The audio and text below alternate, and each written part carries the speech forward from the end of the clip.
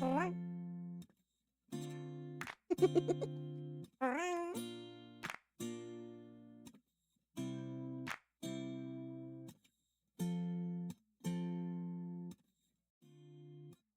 yo, welcome on in everyone. Welcome on in. How's everyone doing? Hey, okay, none of you heard that. totally didn't just pull my mic out trying to move it closer. There we go. Welcome on in.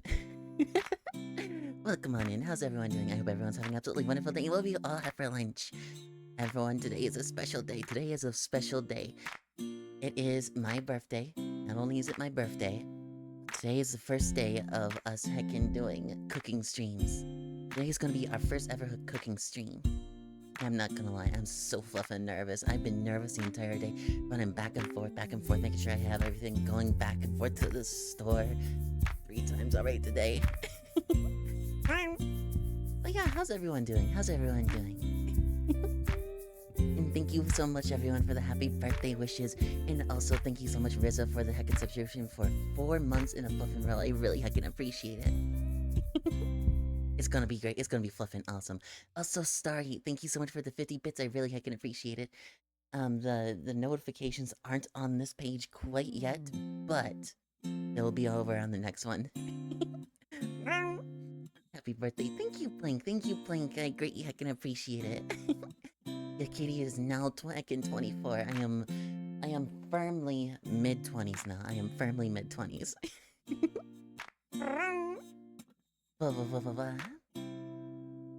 I'm not gonna lie. It feels weird standing and seeing my model moving. I'm defaulting to my VR chat mannerism, just swaying back and forth and stuff like that, talking with my hands. It's so weird. For some reason, I expected you to be more 2 years older than me. Is it because I am a workaholic? That's why and because I have so many stories. That's a reason. That's one of the main reasons why a lot of people say so. Let's see. So what do we need? So what we need is some hand tracking for you. Well, unfortunately, this model doesn't have that quite yet. It is not quite yet. Mayhap soon. I mean, given that it's a heckin' cooking stream, I can always do this. But that's about it. Who knows? Maybe one day we'll get it re-rigged to have like hand tracking, but that depends on if Papa Ba is okay to do that, of course. I move so much more when I'm standing. Holy fluff. Old, you're old. I tell you what, Nap. This won't be a problem if you didn't keep buying them avocado toasts. I tell you what. And Abu, welcome on in. How are you doing? I hope you're having an absolutely wonderful day. And what have you had for lunch? Or what have you had for dinner? That's right, you're a customer. Also, how are you doing, Celerity? I hope your nap went well. Let's see. I can't. Hold on. Let me look over here real quick. I can see the count. We'll do a little bit of a roll call. Welcome on in Checksum. Welcome on in Superplink. Welcome on Starry. Welcome on in Melody. Welcome on in Napbites. Welcome on in Abu. Welcome on in Deadfire. Welcome on in Please. Welcome on in Ace. Welcome on in Kage. Welcome on in Radish. Welcome on in Wasatuya. Welcome on in Nebs. I think that's everyone. Hold on.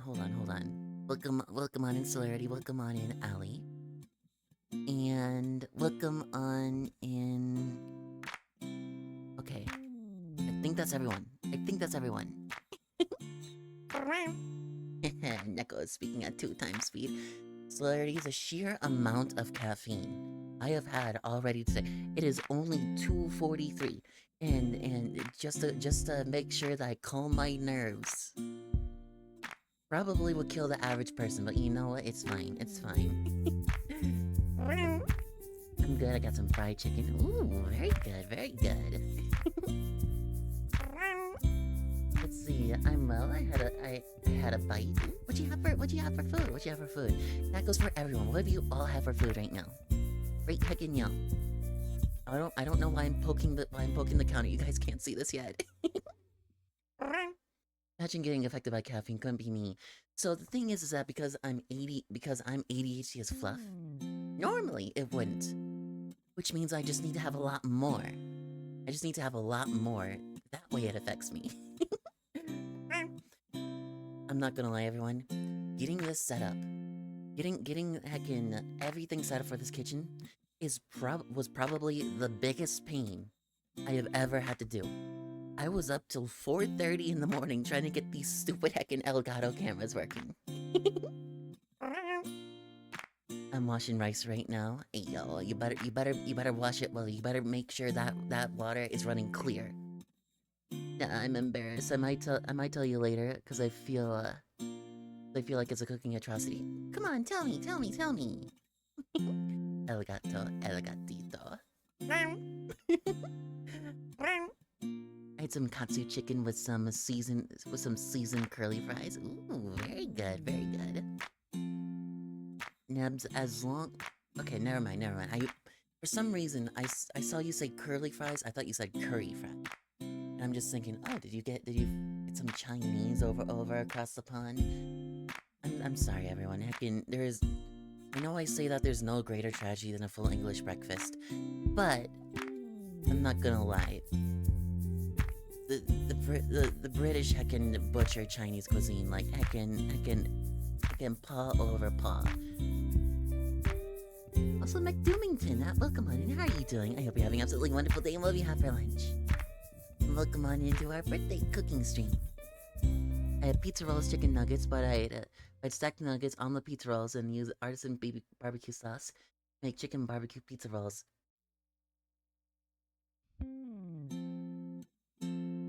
Huh. Celerity, how do I put this?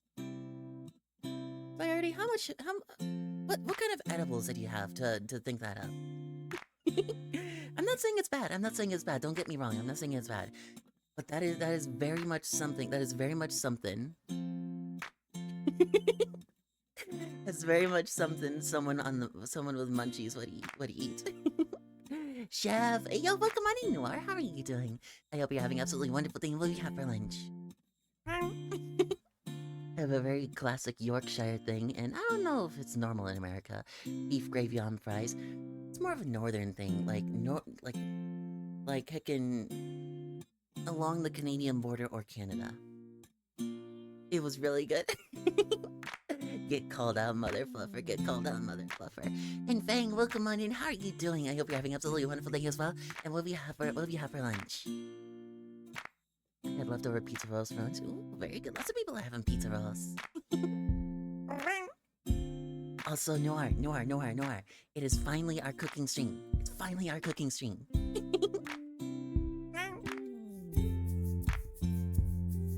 Well, you swear I learned something new? I didn't swear. I swear. Everyone keeps trying to gaslight me.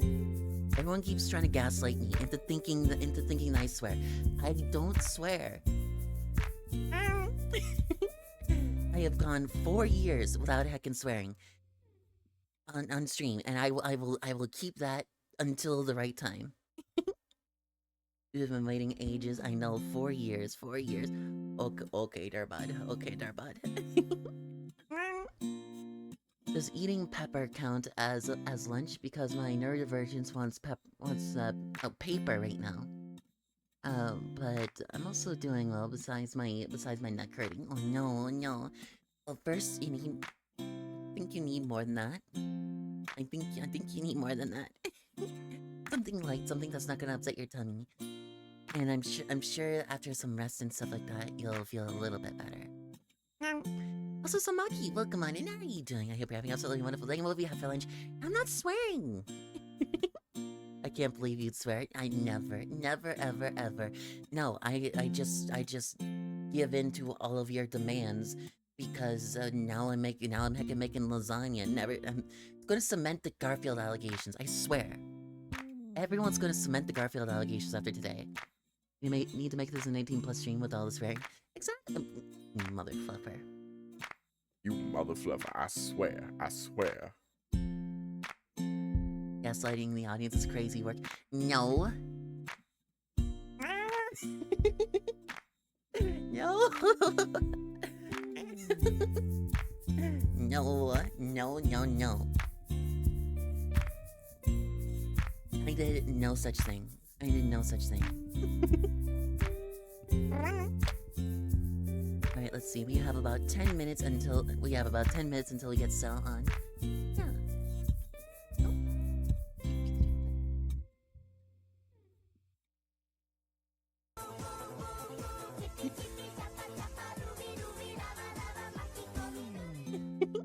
Sorry about that. I didn't have desktop audio on because, I didn't switch scenes yet. Did I get a refund for Noir, or at least have it play back again? Let's see. It's time. It's been ages since I joined the stream. Ayo. It has been ages. I've been a chef tuber for heckin' 4 years, everyone, and we have never done a cooking stream. Until today. It's food time, everyone. It's food time. And Chloe Soup, welcome on in. How are you doing? I hope you're having an absolutely wonderful day. And what do you have for lunch? Neko, don't get mad, but you're adorable. You're freaking adorable. And welcome on in, Mystic. How are you doing? I hope you're having an absolutely wonderful day. And what do you have for lunch? Unfortunately, I have to focus on work, so I'll be lurking for now. Understandable. You do what you need to. I appreciate you even lurking. Have a good time doing some work. Blah blah blah. Ding. At a local restaurant, and they sell grilled subs. Ooh, very good.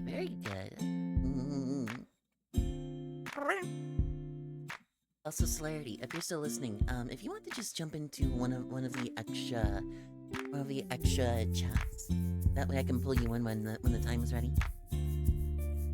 That way we can just get all ready and set to go. Echo can't swear on stream because he uses all of his swears at work. Exactly. Like, okay, so at work, he's swearing like a sailor. Like that's chef work. That's chef work right there. And then heckin' doing so at and then doing so like off cam. That's like when I'm stressed. Never on stream. And welcome on in, Prince Aaron. How are you doing? I hope you're having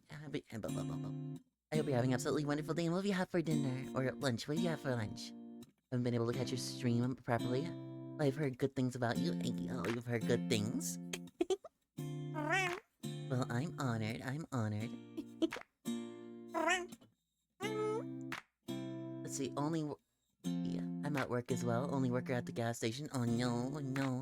I hope it's not too much work. Here, we have about 8 minutes left to go. So does the cooking start at 3? It does, but I might start here a couple minutes early just because I'm really ready to just get into this fluff and get things started. I'm still waiting for college to get back to me about cooking courses. Shake my head. Understandable. I really hope they get back to you soon. I had avocado bacon burger with fried egg. Only finished half of it though. Understandable. Me make beans on toast? No. Like I said, there's no greater tragedy than a full English breakfast. I will stick by that. I will stand by it.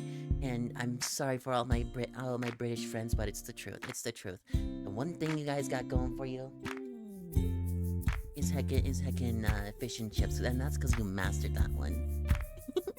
Echo's gonna embrace the Garfield allegations today. No. I said no such thing. I'm doing no such thing. Also, Calico, welcome on in. How are you doing? I hope you're having an absolutely wonderful day. What do you have for lunch?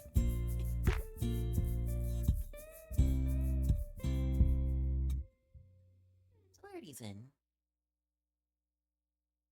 Let's just drag them on. Hello? Yo, what's up, mother fluffer? Am I here? You are here. Hello, how are you? Let me turn you. I am quiet. You are cool. You guys get 47% more Sal. Alright, could you say something? Hello.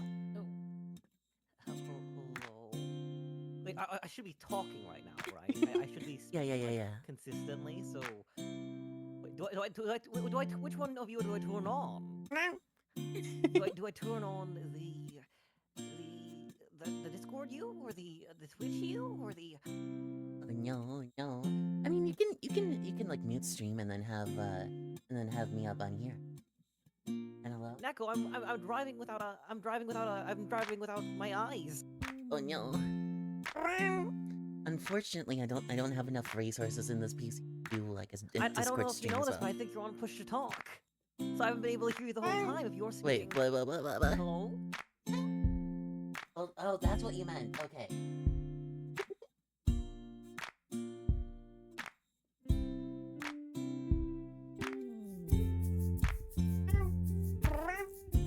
Hello? Hello?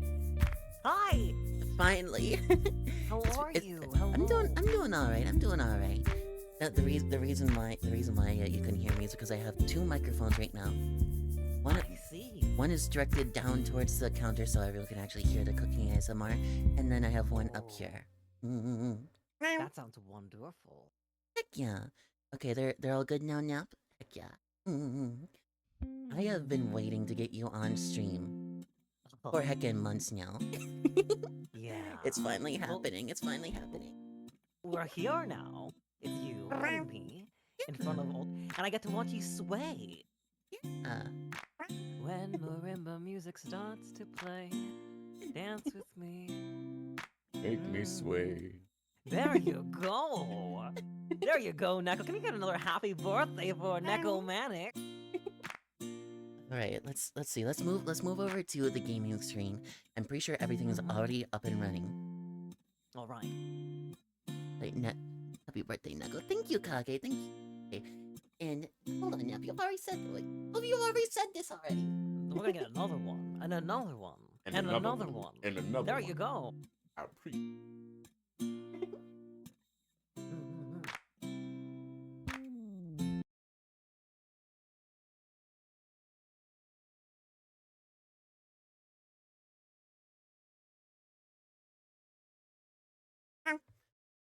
Okay, what I had to do in order to actually get everything to work is I had to move my Not entire. the femboy monster energy at the top right of the screen. Oh, I got more than just that.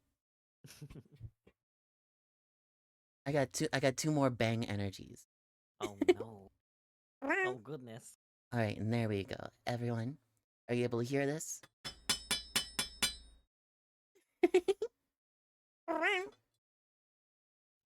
Yep. This is good production value. Very good. I am in awe. The only thing I really wish I had was one more camera so I could face it towards like the mini fridge for like a side profile. That way all of you could actually see all of the work I put into the tiles. We have stills, right? What was that? We have a still to share. We have a still of the tiles to share and show off, right? Yeah. We still have the still, but it'd also be nice though, because it would really set the mood, you know. So here, let me. Yeah, that's as far as it's gonna go. So You can see pause. you can see pause. All of you can see all of you can see my heckin' chefy hands with all of their scarred and burnt glory. The Hyper X Quadcast V1 mic. Yeah, I have two of those. I have two of them. Those hands can do so much of cooking. Exactly, everyone. First things first. We gotta get down our heckin' pads. So everyone, if you don't have these at home, you can get them at like Target or heckin' Walmart for like a whole fluffin' roll of them, like here. Whole heckin' roll of it like this for like 10-15 bucks. And what these do, they create a non-slip surface for your cutting boards, and you can just cut them to size. I'm gonna learn so much cooking from you. None of you heard all of that. Also, I do have the secondary angle right here, so all of you can actually see me actually cutting. Beautiful. Yeah. We heard everything. No. That's a good idea. I'm writing that. What's a good idea? Do you think that a silicone mat might be able to do the same, since silicone tends to be grippy? Like to have like, I recently got one of those Michaels like silicone trays, which are supposed to have like a whole bunch of little chocolate letters. Do you think I Yeah. could just wedge that between the kitchen island and the cutting board? You could, but if it gets wet, then you're gonna be in trouble. The thing is about these is that there's all these little air pockets in it, right? And because of that, it traps the moisture in each of the little things, like cup holders, and in fact, it helps it grip on even stronger. Even grippier. Yeah, even grippier. Mm. What ingredients do we have? We have a lot of stuff. Hold on, because we're making lasagna, everyone. Unfortunately, hold on. Let me just lock my model in. It's alright, all the cats get in front of me anyway. Actually, I, Celeritydust, am not here. I am actually another imitation or impression done by Nekomatic, as evidenced by my being a hand puppet. Neko is alone right now. Neko has no one around with him. Hey, I'm just saying, it's just me, myself, and I, for real, for real. all right, everyone. For real. Yeah, that's what I'm talking about. Yeah. Hold on, I gotta move my tiramisu. You got a tiramisu for us. Yeah, I got a little bit of tiramisu, just like for Oh, just I like love yeah, tiramisu. just for after, as you know, I'm gonna light a candle, gonna blow it out, make a wish and all that after we're finished with the lasagna. That's so beautiful. I love this. All right, everyone. So here we have a little thing of ingredients right here. Chat says Neko has no friends. Got it. Wow. You have many friends. You have me, for example. I'm not Me, gonna which lie. is you. Exactly. I have some heckin' I have some authentic Parmesan cheese right here. Mm. We have some mozzarella. Unfortunately, they were all out of the good stuff, so I just had to get like the cheap like Kroger stuff. But you know what? We make do. And then over here we have some pork and well, we have some pork and we have some beef. So Mm. yeah. Why does that look gray on the camera? This is for the Oh. ragu. This is for the ragu-esque kind of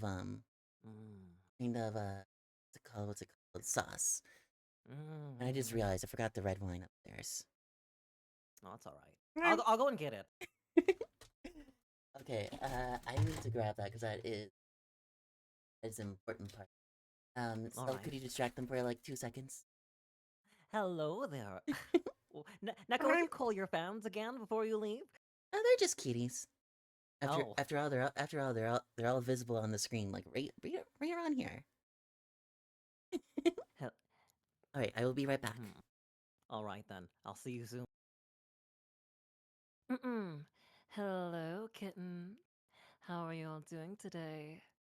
I'm way smaller than I usually am, but I hope you're having a wonderful time here at Nekomatic's stream for their birthday. Hi. How's everyone doing? Okay, I'm actually in an ad right now, so I don't really know what's going on, but what are y'all gonna be eating for dinner?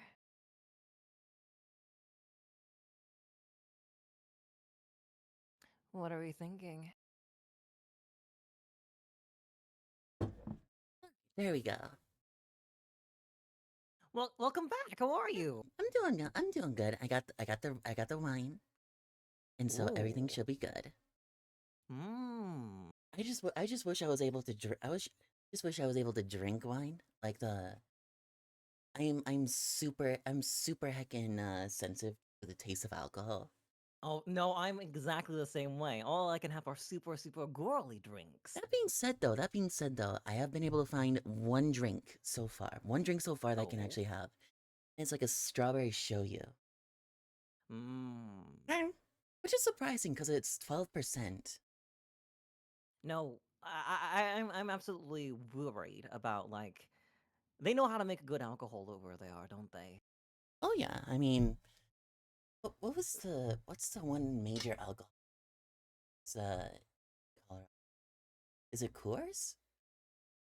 I don't know, Oh. something like that. Mm-hmm. Mm-hmm. All right, everyone. Mm-hmm. All of these are already washed. Of course, they just look pretty oxidized because I ended up going grocery shopping like 3 days ago. Yeah, so they had time to crisp, right? Exactly. They had some time to crisp. Yeah, so we have some tomatoes, we have carrots, celery, we have yellow onions, we have lots of garlic, because not only are we going to be making the lasagna, but we're also going to be making the cheesy garlic bread from my Heckin' cookbook. Mmm. Nebs asks, are you gonna follow your own recipe? No. The only reason why is because that costs a lot. The original recipe costs a lot to make, which is why I put it for like the graduation into full-time kind of category. That's why it's there. Right. Right. So this is gonna be a simplified version or a truncated, abridged, or A little bit of an abridged version. Like it's similar, it's just not exact. So I'm making, as you may be able to see, I'm making a sauce from scratch. Now I do love me a tomato. Yeah. I think they're a severely underrated fruit. Tomatoes are nice. I've only recently taken to liking them. That right there. Is that an induction hot plate? Yeah, I have 2 of them. Mmm. All thanks to the Heckin' community gifting them to me a couple months ago. Thank you, kitties. Right, so I'm gonna put this over here. So, if you want to start with Heckin', that's gonna name the business card. You can have that. Not the business cards. But what about your mic? It'll be fine. It'll be fine. There we go. Famous last words. All right. So first things first. We're going to use. Oh, there we go. We're going to be using this water over here for the pasta, but beforehand, we're going to use it to boil the tomatoes. So what you do is you take them off. You take them off the vines, of course, and then you score them, and you boil them for a little bit. And this way, the water gets underneath the skin, and it makes it super easy to peel them. That way, you don't have all those extra heckin' bits of tomato skin, which aren't very nice to chew on. And besides, you don't really as a chef, you don't really toss away anything. You just use it for like stocks. Yeah. So, just start. You really need to do is just go lightly. Hold on. Oh. Ah. Watching you. Oh, hello. Hello, knife noises. I'm watching you like cut toward yourself as a person who like has very, very light, crafting, Yeah. and like theater kid. You help like cut poster board to make stuff. My heart was racing. Oh no, not again. Hey, this is only done by professionals this way, everyone, just so you know. Otherwise you're going to cut too far into the tomatoes. And into yourself. Yeah, exactly. So here, let me go down here. And this needs to go over here. There's so many sticks on these.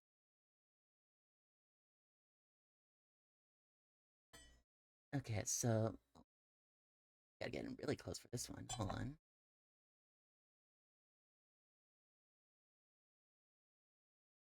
There we go, that's fine. Alright. Watching as Neko is slowly adjusting the microphone and camera, Yeah. bringing the tomato up forward for a light incision around the edge. And like I said, just like really, really small. Doesn't really need to be deep. Because you're just asking for a teeny bit closer. Here? Hold on. Here, I need to go over.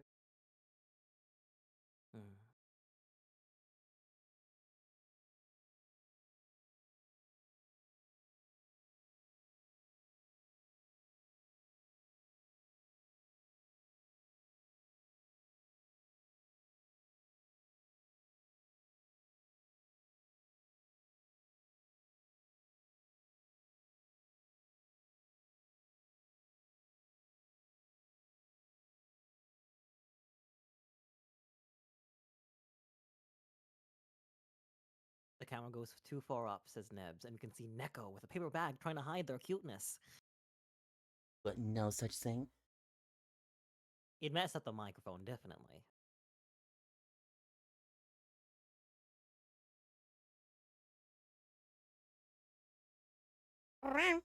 Okay. How's this, everyone? How's this? And do try to ignore my my horrible nails. As a chef, you are not allowed to have good nails. You just couldn't get to the scratching post this time around. Exactly. All right. And like I said, just super light. You just want to turn the tomato. You don't want to turn the knife. Mm. It'll just slide right through. Yeah. Ah. And like I said, these have been washed. They're just oxidized. And what I'm going to do is, hold on, all of these heckin' cords getting in my way. Put that over my neck. There we go. I do think it's an issue of food waste that we tend to toss produce much. We tend to toss things, period, earlier than they need to.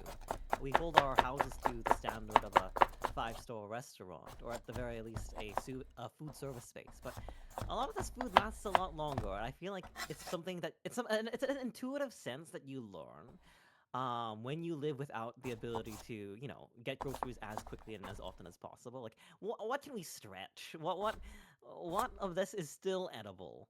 So, things like the ends of a carrot like this, it doesn't really look nice. You don't really want to put that in your soup or anything like that.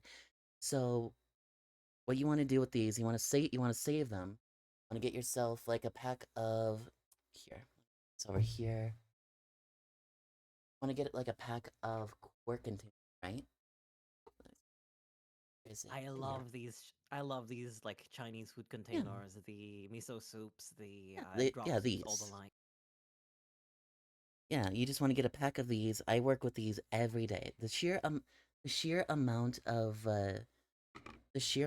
these I have at my house is kind of insane, especially because I bring them home from work every day because that's how we package it. So just save those. You can use them for stock, and stock you can use for pretty much anything. And if you boil it down enough, you can end up using this for like bouillon.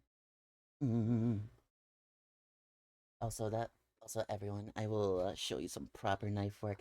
So I actually ended up burning my hands pretty the other day. Not the other day. I suppose it was the other day, like another week ago or so. And my hand is still adjusting. So basically, everyone, you see right here, along right here. You can't really see it on the camera, but I had this giant heckin' ramen stock pot, right? And this thing is going at heckin' 500 degrees on the stovetop, and I just grazed my hand, and immediately my hand was out of commission for a full-on week. That was not nice. It was not fun. Is it true what they say about how like your finger ends become so impervious to heat because you're constantly holding piping hot plates and all the like? Oh yeah, you'll be seeing that today. Oh dear. All It's a little right. magic trick. Yeah. Kinda. Also, everyone, how is the secondary mic sounding? I wish I could hear. I want to hear a little crunch and. I mean, if you turn up, No, I'll be. you can only I'll see be it. listening. So another thing. Mm. The ends of celery stalks. You don't really like these in your soups either.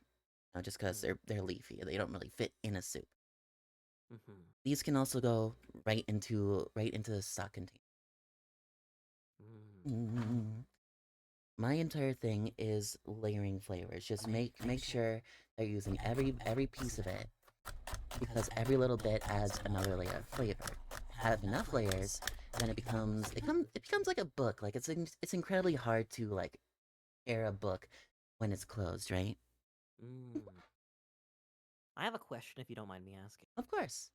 Like, I suppose, at what age and like, at what like mentality were you when you figured why food needs to be nuanced? When I was growing up, right? Yeah. I was the kind of person to have like, uh, primarily, like barbecue burgers, right? So it's just like a cheese, perhaps, meat, and then 2 slices of buns or bread. As I grew older, and embarrassingly late into my life, I started having tomato, which was amazing. And I think the last hole that I had before, like, really getting the full picture of what a burger should look like was, I still don't like pickles, but I added onion and then finally lettuce, right? Yeah. Each of which provides a different acidic or savory or textural aspect to it. And it sounds like you have more of an intuitive sense when you're layering carrot and celery and whichever you might be doing. I wanted to know, like, when did that start, like wake up for you, if I may ask? So the thing I always say about cooking that doesn't really make sense to most people is Mm. cooking is easy when you learn how to do it. Now that's incredibly vague, right? Very Mhm. very vague. Um, think the thing about it is, how do I put it? A lot of kids, like when they're of course kids when they're young and such, they don't like their veggies. They don't like this. They don't like that. They don't like this. They don't. And that's because I believe there's just too much of a kick behind a singular aspect, right? Mm. And when I started putting things together, like I like my first job was heckin' Five Guys. I started at the bottom, like the bottom, I and like Five Guys. yeah, so expensive though. It's so heckin' They expensive. are incredibly expensive. Yeah, and when I started there, it was that same kind of mentality. Everything has one flavor, and when it's a single Mhm. flavor, it has a lot more punch of that single flavor. Of course, because that's the only Mhm. taste. But it's just those combinations that I learned later on when I started working at a country club, where they had a little bit more Mm. of a little bit more of a higher standard. Granted, rich people will just eat whatever looks fancy to be fair. Mhm. Um, Anything labeled a brioche or A5. pretty much. And yeah, so it was just that late, just making sure that everything looked pretty. And usually, if it looks pretty, it has some sort of layering. I know I'm kind of rambling. Um, No, please. People yeah, love to hear you ramble. yeah. Also, another thing, everyone, um, you don't want to cut out the stem of these, otherwise the onion will start crying. Cut out the other end and put that into your stock. Put it down, Mm. put it right down the center, and then that makes everything so much easier just to. It all cries from that one end? Hmm? Yeah. Well, I gotta save myself a couple of tears if I just talk to you about it. And I mean, if you cut shallots wrong, those become even worse. Really? Mm-hmm. Shallots are usually supposed to be a lot. They're usually supposed to be a lot like a lot more mellow. But they can be really, really mean to your eyes. Really mean. Mm-hmm. All right, and everyone. So what I'm doing here, this is the foundation of the sauce, and a couple of you, if you have at least a little bit of experience in cooking, you'll recognize this as either mirepoix or a sofrito, because I'm not using extra virgin olive oil. It's not a sofrito. It's a mirepoix, foundation of all of French cooking. I was with you for like less than a second there. Oh yeah, Whoops. no, I'm vaguely like we're gonna use alliums because they like are sulfurous and cook down to something jammy, right? And like you go into the mirepoix, like oh wow, Yeah. wow. Now, a lot of people will say that you need to cut your onion this way, you need to cut your onion that way. So I'm not gonna lie, from a lot of the heckin' stories I tell about me getting hurt, me doing this, doing that. I have pretty clumsy fingers, so Mm. I usually just hold it like between, and then just slice down. That way I can get my foundation. That way you can see it all there. And there's no real reason to go like this unless you're in fine dining. And even then, if you do want to like mince onion by hand, then you want to take all of these individual layers off one at a time. Oh wow. Yeah. I did that on my Wonderful. first day at the new place, I work. Hmm. They were not impressed, even though I said that, even though I said, well, they told me to do it as finely as I can. I took that quite literally. Hmm. Wait. So it wasn't recommended, or were you separating each and every single layer to cut over and through? I was separating each and every layer. I love that. I love how detail oriented that is. Yeah, so I tried doing that. I tried doing that, and everyone are going to save this for stock too. I mean, you can use that, but you know, I'm not going to make more work for myself at the moment because there's already so much to do. I was gonna ask. We often are terribly rude to our creators and streamers because Mhm. they're yapping dips when they're focusing on something. And I wanted to ask you, like, do you feel any kind of streamer debuff now that you are explaining and cutting and doing all that such together? No, not at all. So, um, I have been, how did I put it? When I was working up in Boulder, Colorado, I was a senior cook. So that means that I was able to, well, I was obligated to train new employees, and so I would do this exact same thing, explain every step exactly like this because this is how I work best. Hmm. Yeah, And I appreciate your mission a great deal. I think making cooking more accessible to is the right word gamers? Is the cooking unequipped because they've had lovely individuals behind them able to make stuff, or were chronic just to be able to take cooking and make it something accessible to everyone, I think yeah, is very, very wonderful. yeah, and you know that's exactly what I want to do because you know growing up, I was poor. Like for a metric of how poor I was, everyone I my parents raised me on a salary of $22,000 a year or something like that. And My goodness. even in a backwater place like I grew up in Wisconsin, that's not a lot of money. That's not a lot of money. And so, one of the things that I always was like so frustrated about is I had all of these ideas, I had all of these different things I wanted to do. I never had money to do so. And that kind of continued all the way up until I got a job. And even then it was a little bit so. And so growing up I also saw like you know, Hell's Kitchen, and Kitchen Nightmares, you know, the Gordon Ramsay shows, and a little bit of Iron Chef, even though it wasn't really neat. And as much as I like those, everyone was always talking about how expensive this is, how expensive this is, and everything was just so heckin' costly. And then suddenly, I see this one channel pop up, binging with Babish, and he starts releasing knives and different cooking utensils. Which, by the way, everyone, that's exactly what I'm using right now. Well, can we see their little face? Has it faded Yeah. away yet? There Oh, it is! There's the binging with Babish face! Oh, focus. There we lovely! go. Yeah. Oh, that's wonderful. And this one right here, everyone, this one right here, this one right here, I've been using for heckin' 7 years, around that. What do you use to sharpen it?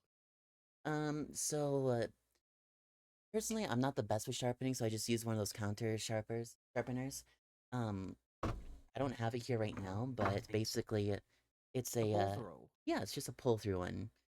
Um, you go from coarse to fine to ceramic, and then because I have a leather apron at work, I use that to strop it.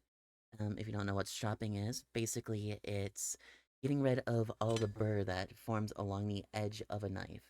So Mm-hmm. when you grit it against a stone, there's like little pieces of shrapnel that just want to hang on there, right? Just want to get into your food, Yeah, really. exactly. So if you strop it, press it against some leather, you know, I can, you know, rub it against the leather surface at a fine angle. It gets rid of those because the leather is very porous, so it gets stuck in that and it just pulls it away. And then afterwards, just to make sure, and I do this before every time I cook, I take one of these, which is going to be called a honing rod. Of It's going to be called a honing rod, Mm-hmm. and this one is German steel, but you can get some that are like diamond embedded, and those also slightly sharpen it. But I like these ones, especially for the babish knives, because they are harder than the babish knife, so I take a little bit of the metal away, and they straighten the edge. It doesn't necessarily sharpen it like these normal ones, but it definitely helps. Now, Chad is delighted to see another person from Wisconsin, another Yeah. cheesehead. Do you have anything to speak to on that? What does Wis- cheesehead mean? It's for Wisconsin is known for one main thing, well, two main thing. It's the Packers and Wisconsin cheddar cheese. So everyone there is called Mm. cheeseheads, and they usually wear cheese hats to Packers games, which is why people are called cheeseheads because it's a representation of the state. I love that. I love state pride. Yeah. I'm not gonna lie though. Wisconsin is almost as bad as Kansas. All Mm. right, everyone. You can see this right here. You can see the water right here. It's starting at a low boil. We're just gonna put our tomatoes that we already put our little lines into. We're just gonna put those in there for a little bit. Wisconsin can't be known for a main. Like, what do you mean a main thing? Is Maine known for its cheddar particularly? Oh, don't forget alcohol. No, so the thing about Wisconsin is that 43 out of the 50 drunkest counties in the U.S. are in Wisconsin. 43 of the 50. 43 of the 50. I mean, you know how to drink well. And thank you for the hat pats. Yeah, also the knife looks super Oh, sweet for cooking. Yeah. Like I said, Babish knives. They are 23. This right here, $23 a piece, and I've been using this for 7 years. So this one I've been using for 7 years. The other. Oops. I'm not gonna look for it. I'm not gonna look for it. would you consider yourself a food artist? Mm, not necessarily. Like I make. How do I put it? I just like making food that people both like to see and like to eat, because Mm. that's a there's a three-way battle when it comes to cooking for people. One is the taste, of course. Two Mm-hmm.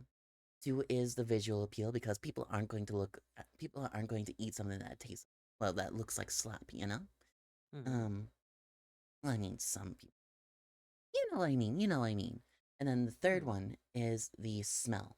The smell is such a Mm. vital part of your taste buds. It is like, say, a good 30% of what you taste is also absorbed by smell. Mm, Mm-hmm. yeah. Right. So we have our onions, we have our celery, and our carrots. Just gonna set these garlic bulbs off to the side for now.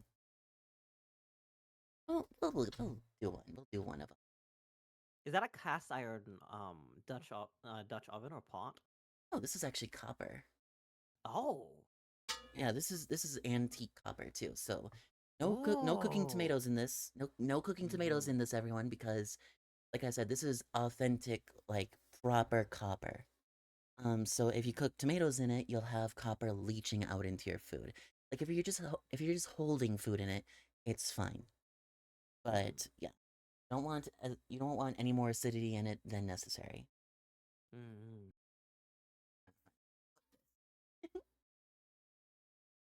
Much as I tried to find more of it, storage is still a problem with that setup. It's laceratingly sharp. Can tell just by looking at it. Oh, absolutely, absolutely. I think it still is just wonderful, just I think that you've developed this. So I guess very recently become a fan of your work and what you Yeah. do. Um, so like I'm still astounded by the production and how much you put into it by hand because you know Mm-hmm. you when resources are low, you have to find creative ways to make your dreams come true. And I think that the drive that you show when you do make these things come true is really, really wonderful. No one's going to help me if I am having trouble. So, well, Mm. unless you have something equal. So, Oh. what I've always set out to do is to be entirely self-sufficient. Oh, I'm not gonna lie, probably to an unhealthy degree, if I'm being completely honest here. But, that's slowly starting to change because I have gotten a lot better friends. Well, I have friends, period. And I do treasure them. As for the production, all of that, just like if I'm going to do something, I want to make it look good. I want to make it No half measure. exactly. All right, so we have that. I'm just gonna set this to the side for now. No, and actually, everyone, this is another good tip for you. Whenever you have a knife, if it is sideways, always put it towards the counter. You don't want it sticking outwards. You certainly don't want it sticking directly towards you. So keep that in mind, everyone. It's fun, but all my blades aren't great because I've had it for years. Get yourself a babish knife. Get yourself a babish knife. Mm. So right now we are gonna start on our sofrito. I mean, not sofrito, our mirepoix.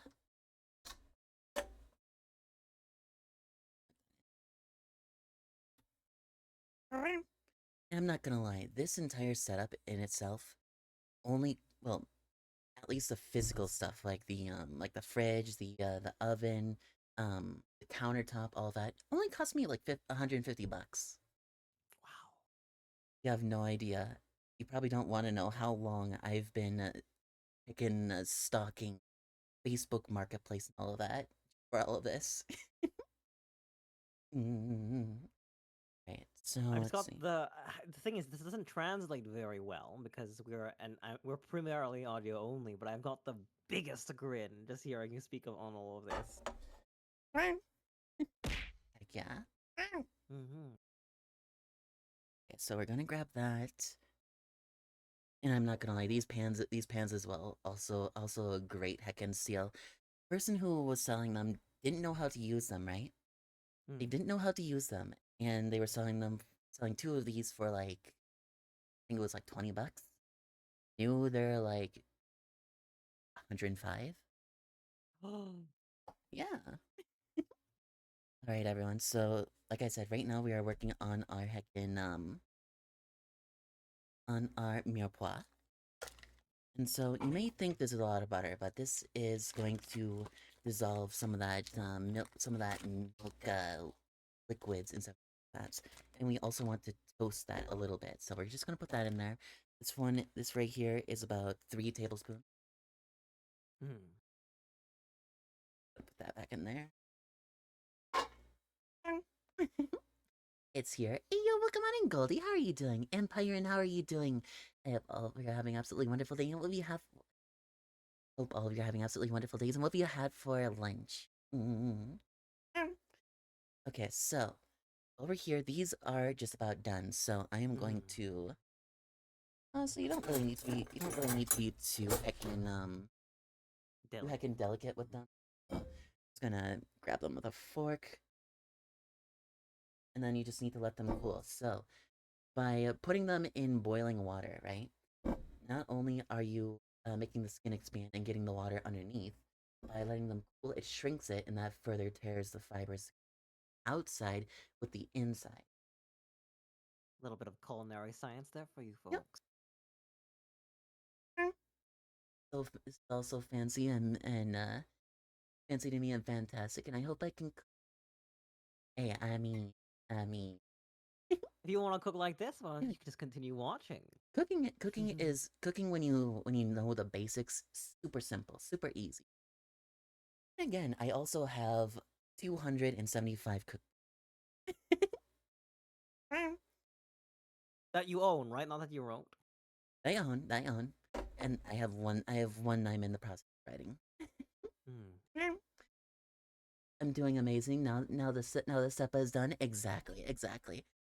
This is the first cooking. I've been waiting for 4 years to do a cooking stream, but the circumstances have never been right. I've never had the money, never had the equipment to do it, and now it's finally all here. Goes to show that like uh, success isn't necessarily linear, right? Like there'll be like highs and lows, but I think a lot of good things can happen like one after the other very very quickly after you settled in and such like that. Oh yeah. Mm. Do you keep track of your recipes mentally, or do you usually cook by intuition? Asks Redhead.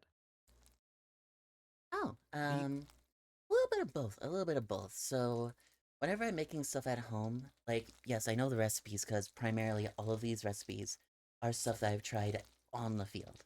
I tried them on the field. hmm. And so, switching over, I don't know why I started with the small one because I need to put the big one in there. Eh. You know what? We'll be using it later anyway. So,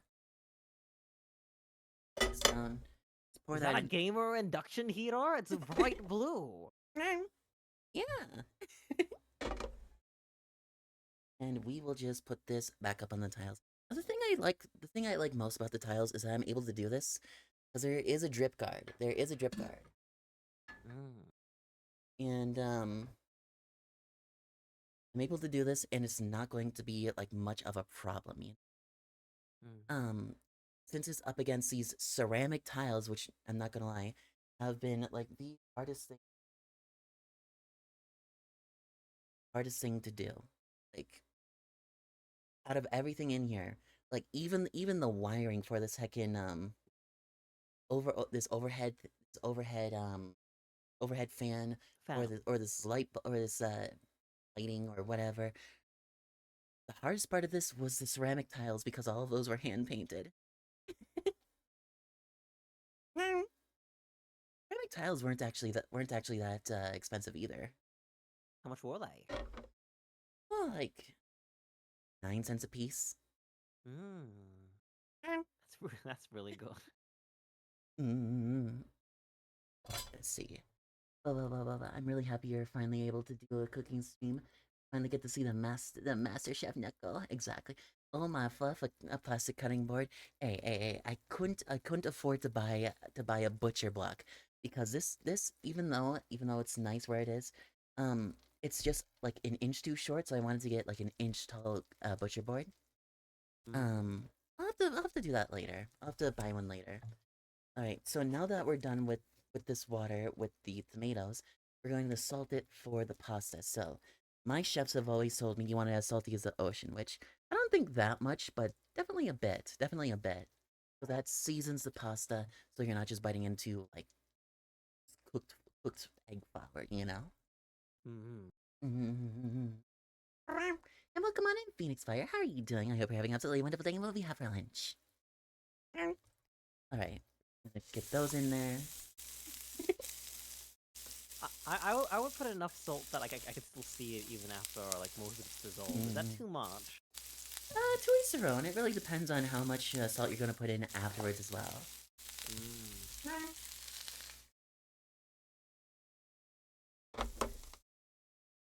What's your Salt mix in a little bit. If I may ask, what's your opinion on Goya?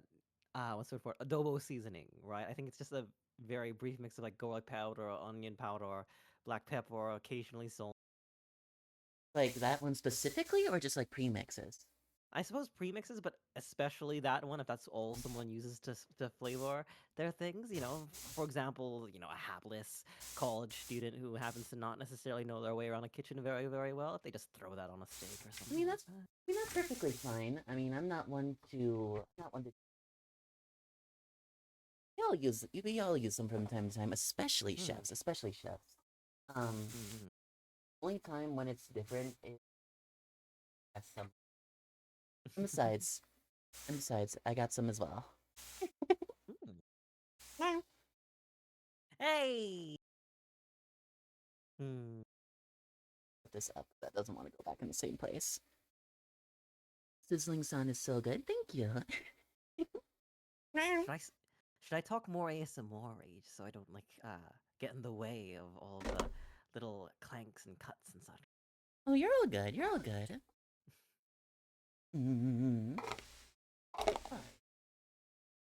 side. And then what I'm going to do, I'm going to break open one of these bulbs. And again, everyone, you can also use the skin of the you can use the skin of the garlic as well for your stocks. Use whatever flavoring you can where you can. That way you get those layers of flavor that I was talking about before.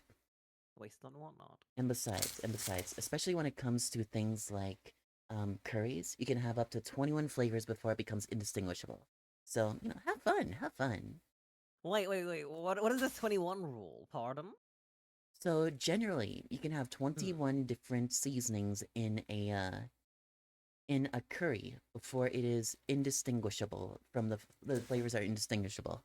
Like, you know how when you bite into suppose you don't really bite into pasta, you don't really like pasta.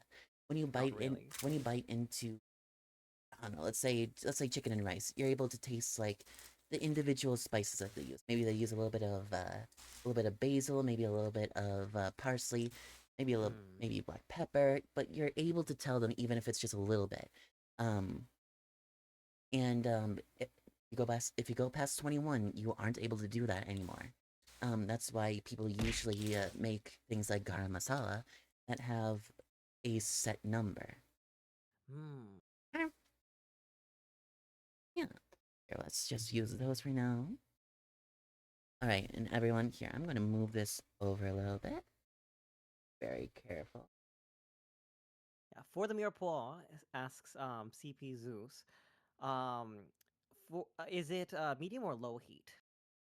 Oh, I've always been taught as when I was just a line cook to always have everything max heat. Oh no! Yep. And so everyone, easy way to break open your garlic. Like you don't want to just, slice it and then try and peel it off now. So what you want to do, you want to take your knife, you want to put it down on its side, right? On top of the garlic. You just want to give it a firm like crushing like and it just breaks it out. And had a family. Yeah. Well, you know what? Now it's gonna be in a pasta. What the fuck? Hey, yo, welcome on in, unfortunately, Alex. How are you doing? Exactly, Have a that good poor garlic! Everyone else saw it! That poor little thing! Run. It ran away! But yeah, that's the easiest way. That's the easiest way. And you know what? We're just gonna put that right there. Can you also use things like onion skin or potato eyes in a stock? Potato eyes don't really add much, so I wouldn't really use those. But definitely onion skin. Onion skin definitely on there. Let's cut off the ends, wasteful, I guess. No. We don't do waste here. We don't do waste here. How do you feel about putting a entire clove with skin in a mincer, a masher, a musher, and just squeeze it hard over the sauce? In a musher. I mean, you can What do do you that. call it? Like a press? A garlic press? Like a garlic press. Hold on, let me take a sip real quick. I hope my newbiness isn't detracting from your knowledge. No. You're all good. You're all good. So you can do that, but you'll have like a lot of extra things in it. And if you're just cooking, it's not good. Also, Prince Kit, welcome on in. How are you doing? Thank you so much for the raid. If you're coming on in, grab yourself something to drink, something to eat, and something to snuggle over. Because we are going to be here for a while. We have our first ever hacking cooking stream. There we go. You know, I really wish I was able to get this more sensitive without picking up my voice. Hold on, maybe. It does look Actually, so there we pretty go. now it's mixed up a little more. Are you able to hear that, everyone? Can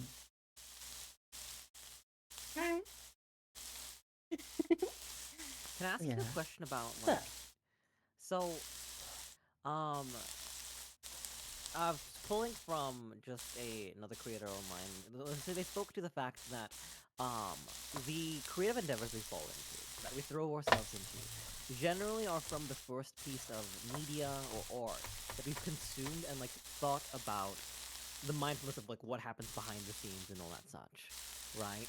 Like, Mhm. if you are a guitarist, if guitar in and of itself, not just music, but guitar is your art, then the way that you would have picked it up is like listening to an Aerosmith song in your dad's car and thinking, who was the person who was like running their fingers through Mhm. the frets and stuff like that? If you are a great singer, or maybe your first couple of loves, great loves, were vocalists and all the like. If you were a writer, the first time you really looked at a piece of media and wondered the intention behind it was when you were deep in a book. I was wondering Mhm. twofold. One, if you would consider cooking to be that like that medium, that art for you, that thing that sort of pushes you out, or maybe if it was another content creator, if you find like streaming or YouTube to be something that is like that kernel of art that threw you forward, and if so, given your recent conversation about Babish, if Babish was the person who sort of thrust you forward in that Mhm. way. No, he was not. And actually, Hmm. me getting into cooking was out of desperation, actually. Hmm. So like I explained a little bit before, I grew up not just broke, but broke. And Hmm. so the only way out of that for me was to start working myself. Like I started working at like tail end of 15 years old. And I'm not gonna lie. It probably took a bigger toll on my body than I probably would have liked. Because, I'm just turning 24. Next month I have 9 years of experience in the kitchen. Wow. And yeah, yeah. And I'm not gonna lie to you, it kind of feels wrong to have that much experience at this age. But Hmm. you know what? That's how the dice fall. Um, so like I said, my first job was Five Guys, and I just kind of rolled with making food, just keep making food, keep making food, keep making food, and then I started like really getting into it when I went and started working at the country club, because that was the first time like I actually started cooking. Not like just following a recipe Yeah, or or assembling, yeah, right? The difference between assembling and cooking. exactly. Hmm. Mhm. Yeah, and I don't know. I had a little bit more freedom there, and my chef, he would just tell me, "Hey, make this." He wouldn't give me a recipe. He wouldn't give me like, well, no, he would just give me a deadline and say, "I need this done. I need it then, and then I need this many portions." And then he would just leave me to my own abandon, and I just experiment, just cook, and people end up liking it, and I found out that usually, now this may sound a little self-centered, but usually when I cooked what I wanted to, there was a good chance that most other people would like it too. No, no, recognize those wins. I think like ego is really poor when somebody doesn't have the skill to back it up, but it is absolutely worth when you bring in the results. Oh yeah. Mhm. Mm-hmm. All right, do that. Get some pepper. I had to go to the store earlier today because I realized I was out of black pepper because I was making more algae bale the other day. Hmm. Um, so for those of you who haven't looked in my cookbook yet, algae bale is my custom spice seasoning. Well, one of them at least in my cookbook. Here, do I have stickers with the ingredient list somewhere? I don't know. But it's like black lime, a lot of black pepper, um, a lot of black pepper, ginger, I paprika, love ginger. cardamom, um, cumin, toasted cumin, lots of good stuff. Lots of good stuff. Hmm. And the thing is that's like 75% black pepper. It's a Middle Eastern inspired one. Hmm. Mm. And thank you for the happy birthday, Rock. How are you doing? Now, unfortunately, I was not able to find any quality noodles at any of the grocery stores around me. Because I don't have a pasta roller, so I can't really make it right now with the time that we have. Hmm. So we just have to go for we have to just go for boxed ones at the moment. Unfortunate, but we make do. We make do. We're just gonna put How- those in there. So when people say like make something from scratch, Yeah. right?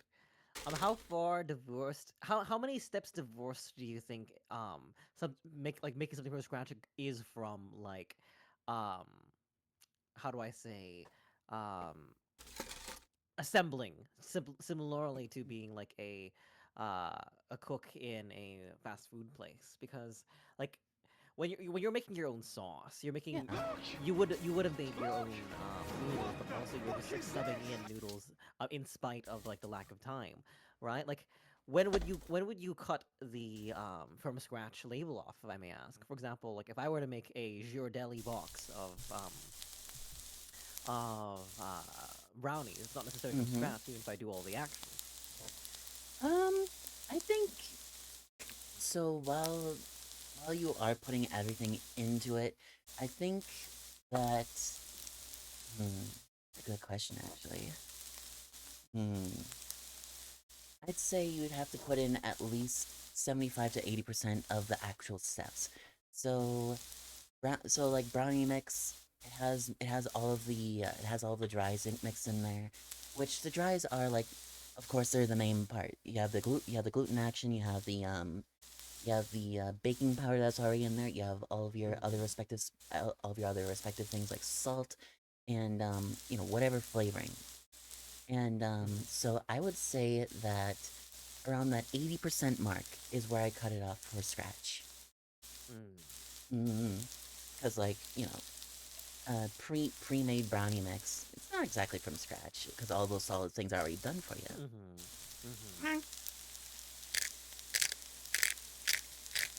Chad is asking for a tail reveal. I don't have a tail, not yet. I mean, I do have a tail on my model at the very least. Alright, we're gonna put in a decent amount of black So you're pepper in saying there. that if you're not saying no to an IRL tail reveal someday. Hey, I mean, I already have to do thigh pics for a goal that we reached. You do? Yeah. In Wait, thigh wait, highs. wait. In thigh highs. What? Just no, that's nothing. I'm not on your card or anything. I'm not. Alright, we just need to swirl this around, make sure that everything is right.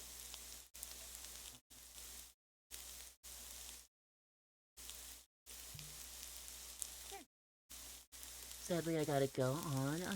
See you later, Nightmare. I hope you have an absolutely wonderful rest of your day, and thank you for the birthday wishes. Sorry I'm not able to get up to chat everyone as much as I usually would. It's very... You want me to like spearfish and like bring up chat? I'd be happy to if you wouldn't mind. Oh, you're all good, you're all good. I mean, I have it right here, it's just that everything is so much smaller.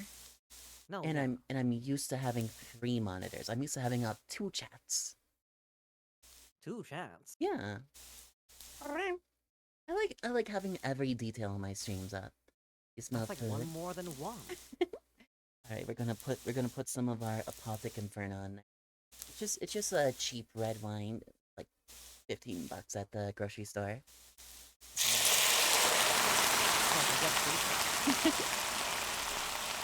Yeah, I mean, you don't really need to be too intensive with it. Like I said, I don't really like too much of expensive foods. Like, Keeping the barrier for entry low is very much a part of the mission statement, isn't it? exactly. Something that you could have had when you were getting into all this space and wanting to enjoy it. Exactly. Also, I think I need a new heckin' cord for this mic. That's all good. It's all good. Just need to do this, and then we'll just put it up on its side. There we go. There's a piece of garlic. No, we need that for our garlic confit cheesy bread. You don't need all that garlic, do you? I mean, Many stores can have at least one piece of garlic. Oh, safe swallows. I mean, I plan on making a decent amount of bread. I mean, I did buy this entire thing. Well, I'm excited for that. Yeah, so what we're going to do with the rest of this garlic, we're going to confit it in butter. So for those of you who don't know what confit is, it basically means to boil in fat. In this case, we're using butter as our medium. Um, that way, we're able to use the garlic butter that we end up getting from that, and we are going to. Oh, hold on, it's sticking. There we go. And we're going to use that as a crisper for our bread. We'll bake it in the oven, and then we'll take the garlic, we'll blitz it with the immersion blender, and that will make a paste. We'll spread the paste over it, and then we'll put on our cheese. And I couldn't find any Gruyere, so we're just doing Parmesan and mozzarella. But you know what? That's all you really need. Big slime is all you really need. It's cruel that I'm a third of the way of the states from you, so I can't have any of this. I'm south. Alright, let's put that over there. I'll put this back in the fridge right now. Alright. Let's see, or a piece of tomato. They can have the same, I suppose. Right, okay. That angle is not gonna work because there's too much stuff in the way. You must be thinking, everyone, hey Neko, there's stuff getting everywhere. Well, you know what? That's why I have a towel over here for Gruyere. No, when people do that, they haven't worked food. Let me tell you. I had a very brief stint where I was assembling sandwiches and salads and burritos and quesadillas and was making smoothies for people. Like the rule of like the space is that hey, if anything is wrong, like sweep it onto the ground, and between like shifts, just do all the floors, and then like it gets dirty naturally. It's the idea of a perfect aesthetic workstation. I mean, keep yourself clean, of course, but things will happen. Things will splash. Yeah. You see, that's also why I don't like you know those barista videos where everything is like hyper clean, and it's just like super ASMR, and it's just like all the clicks and the grinding of the coffee, and just making an espresso, making a whole show of it. I like the shows, but I don't like how unrealistic it is, because not everyone is going to put that much detail. Like, I can appreciate it as an art form. Like, ASMR is at its base an art form. But, I think at some point it just gets to be a bit much. I don't know. I kind of like a peek into the platonic realm of ideals, Plato spoke his idea of, or maybe it's Aristotle quoting Plato, of like another realm wherein like the highest form of this, that, or the other is the highest form of justice, of love, of like brotherly attachment. And somewhere between heaven and where we currently dirty our boots, there is a video of a barista very perfectly using an 8-pin grinder to just make everything so easy. And like, I like being able to touch heaven a little bit, alright? That's fair. Okay, okay, that's forgivable, but there's one thing that is not forgivable to me. Okay, what is this? What is this one thing? The one thing that will ruin your video for Necromantic Chef. Food thirst traps. What? I hate those with a passion. Like, I know that no hate to them. Okay, a little bit of hate to them, but I'm not calling them out. I'm not calling them out. You have a name. You have names. I have names, but I'm not gonna say them. But Just egg you on. Be the worst like little crony, little Tony. But Get him, yeah. there's these creators on TikTok who they make food shorts. Sure, they make great food. But like there's one that like really likes to spit on the food. There's one that like really likes to make like gestures with like meats. And like one that stuff like that, and I just really can't get behind it. Here I thought you were gonna speak to like fake cheese curls and like manicuring and that's just the industry. your food. That's just the industry. You're fine with that. I'm fine with that, because that's like 90% of the industry is selling yourself. is making yourself look making yourself look good for the camera, for the pictures and stuff like that. So people will want the food more. Because another challenge is getting people actually in the door, and for that you need eye candy. And I think I have mastered that art with some of the pictures I've been sending in Discord. Hey, no. Well, if you want to see the images that Neko is posting on Discord, it's the fourth link on their bio. There we go. That's getting nice and caramelized. All right. So I everyone. love the variety of the colors in the moving blocks. Thank you. Yeah. Let's see. So normally you don't want like all that extra mushy in there. So what I'm going to do, because unfortunately we are running a bit low on ingredients because yeah, Catboy is a bit of a dummy. Oh. That too. So we're going to do this. It's not going to get all of them, but it's going to leave just enough in there that... Yeah, you guys can't actually see that. Yeah. Let me move forward just a bit. So we're just going to core these real quick. That's powder cord. We just want this outer piece. We just want that outer piece, all those fibers. So just go in, cut around that center, just like that. Now you may be saying, hey Neko, that's a lot of lace. Yes it is, but you'll be using it for something else at a later date. So just pick up one of these again. I'll just put these in here for later. It's only wasted if you use garbage. Yep. And even then, as long as you compost it, it's not as bad, you know?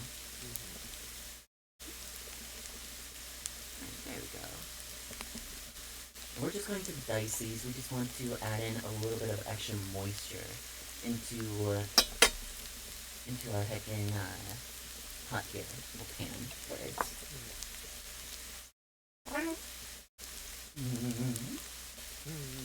Pardon me, that's not gonna be annoying, is it? I'm just like, No. I mean, little anime reacts. I have so many verbal tics. I can hardly blame anyone for theirs. especially the heckin' meow and the. It's something that I was socialized into, right? It's like are you also as a streamer, thank you person? Like you double up so that people like don't make sure to catch it in all the way. All the time. All the heckin' time. Exactly. Like when you see the content creator accent, or you see two VTubers each other, it's because it's because this is what's appropriate in the space. We learn from each other like children, learning from their parents or their uncles or their teachers how to speak and all that stuff. Exactly. Now you've been doing this for 4 years. How do you speak of the journey that got you here? You know that one gif of the guy from, it's not The Office, I forget what show it is. But it's basically the gif of the guy pointing at the walls with all of the papers hanging out and different red strings being attached from one end to the other. Oh, Always Sunny, Pepe Sylvia. You know that gif. That's exactly how my journey has gone. Like no clear roadmap. There is not a clear roadmap. Everything is back and forth. That being said, though, I do have an ocean here. Let me turn this off now. I need to stream that. I do have an ocean. Actually, I have some of them actually. You get to see a glimpse into Neko's heart. Yeah, Project Melody. Oh, how did you find her, if I may ask? So she did an interview with this one YouTuber who I watched a lot at the time. Where's my streamer go? Oh, right there, up above my head. so like I said, The entire stream, Neko's been wearing the colander on his head. of course, It's of not a course. very brave choice. Pour that in there. And we aren't going to be throwing away our heckin'... We aren't going to be throwing away our pasta water because we need that. We need that for... You know, we need it for the rest. We need it for the rest.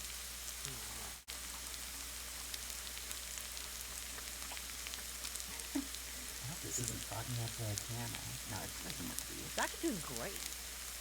You know, as much trouble as these cameras have given me, it actually wasn't too bad. Alright, we'll just put these in this pot for now. We'll just set that aside over there. And then you can go back up there. I'm so lucky I at least have this one heckin' shelf above my head. Otherwise, Shell. yeah. Here. First, we need to test this again. We want a little bit of char, everyone. We don't want a lot, just a little bit. We just want that slight caramelization. Although sugary bit.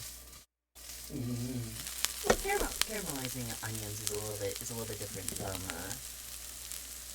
well, caramelizing with sugar is a little bit different from caramelizing veggies. Because the sugar, the natural sugar is so inaccessible. Exactly. Let's put this right here. Alright. Alright, we're almost done with this part. I am back. Welcome back now. Welcome back.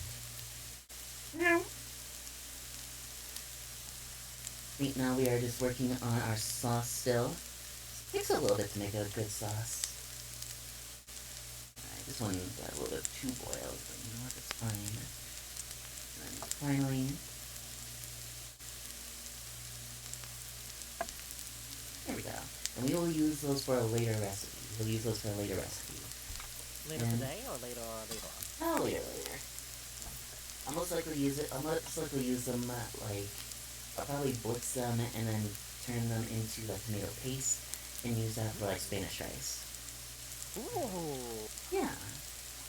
Like I said, everyone, you can use anything and everything in cooking. Alright, and for this, well, like, as usual, we're just gonna cut it up.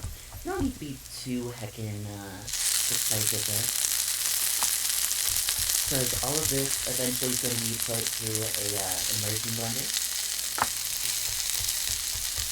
We're just going to get loud for a little bit. That seems a bit loud on the screen. Yeah, that was fine. Go on, Echo IL. Yeah, looks delicious. You know what, Brian? How are you doing? I hope you're having absolutely wonderfully. What do you have going? I know that audio is a little bit double. Unfortunately, I need to figure out a way to, do this proper. Completely cut yourself out. Oh, not at least secondary mic. Like, I don't know if there's any way to do it. I would have to... Maybe a directional mic at some point, like one of the ones that you use for singing into at concerts. It's very much like a laser pointing at something to capture audio. Really? Might have to take a look at it. I say laser, it's more that like a condenser mic is the opposite. It takes too much of everything, right? Most like voice acting or otherwise like cable mics, studio mics, or condenser microphones, which have a very, very sensitive apparatus that is hit by on all sides essentially. And then the kind of like phase mics you use essentially have a much thinner cone of like what they capture. So perhaps when they in the future have some. Mayhaps. The thing is about these mics is that they have that setting where it's directional. Oh no. No, so I'm able to do that, just still... Still giving Yeah, quality. That's what I'm thinking here. Yeah. I don't know because I'm like, oh, if that's the case, then maybe I hope it would help if let's the updated one. Yeah. I mean, the thing is I was just on an extreme budget. Like, both of these mics I got for respectively, this one right here for $40 and this one right here for $30. Oh, please don't take this as like criticism. I think you're doing an incredible job with Oh, yeah. everything you've done. Yeah, like I said, we work with what we got. We work with what we got. Chat is saying that your hands are very holdable. Hey, yo. You can't do unprotected hand holding on Twitch. So I'm sorry, everyone.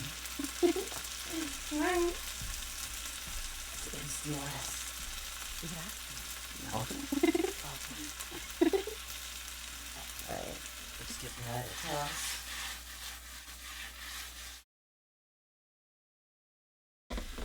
Alright, there we go. So, this doesn't look like very much of a sauce right now, but right now everyone we are just developing those flavors. So, like I said, we have our mirepoix, we have our unsalted butter with a salt, a little bit of black pepper, and then we have our popped red in there, in the glaze. Now we're just adding in our tomatoes, so it gives it that, well, red sauce, make it into a red sauce. Now, one thing that people always are surprised about is the fact that I use bouillons. Like every restaurant will use bouillons. That is a fact. And I don't know. Just a lot of people are surprised by that. Either go with a garlic bouillon. I already have that. This is. And I think there is like a good space for like being able to bring in like pre-made stuff. You're not, like, people aren't cultivating their own gelatin in. Yeah. I mean, they can, but like, I do think that like there are like spaces where substitution and or like having something pre-made is absolutely valid. I actually use a little bit of beef bouillon with some miso for a to like deepen ramen sauce or ramen broth. yeah, I get you. Just try. Oh no, Just- what's cutting out? Huh? Cutting out? Wait, why is what cutting out? Wait, hold on. Chat. Hold on, right? Oh, the iPhone is the hold now. Hold on, let me move that real quick. It defaults.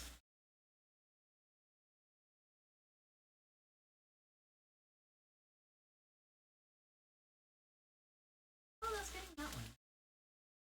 Was only The audio. sizzle is only audible when you're talking. How about that now? I just didn't want it to get like too loud.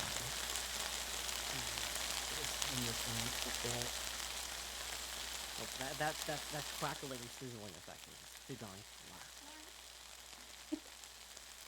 Yeah, I also just didn't want to get too much moisture. It looks like it's doing fine. It looks like it's doing fine. We're gonna cook the mic on the scene. Oh, it's gonna be fine. One thing I should have put on my throne is definitely like a dehumidifier for this. Yeah, It's getting hot in the kitchen. oh, a little bit. I also have the window open. Not that I need it. Also, welcome on in, the King Chris. How are you doing? I hope you're having an absolutely wonderful day. What do we have for lunch? I'm telling you, vegetable fried this microphone says snap. Yeah, let me just take a look at this. I suppose. You were speaking to how you found and fell in love with Project Melody. Oh yeah, that's right. So yes, so when I was originally introduced with Project Melody, she was just starting out, and she had just begun her career. She was only like 3 months into YouTubing, and she did an interview with this one YouTuber called Lost Pause, who was known as like an anime creator,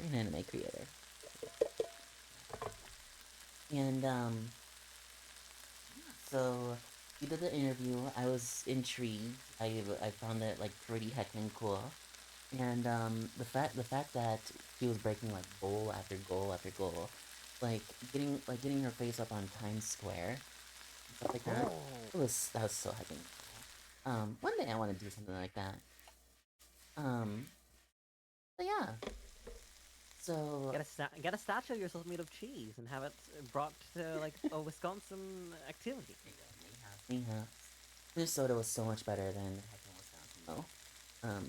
also everyone, for those of you also have my cookbook, this right here, this is more of the seasoning from the cookbook. This is the Italian blend. It's basil, celery seed, oregano, parsley, and more things. I have it. Actually, there's those stickers. Let me just grab those real quick. There we go. The Italian herb, thyme, rosemary, parsley, oregano, celery seed, basil, fennel, and coriander.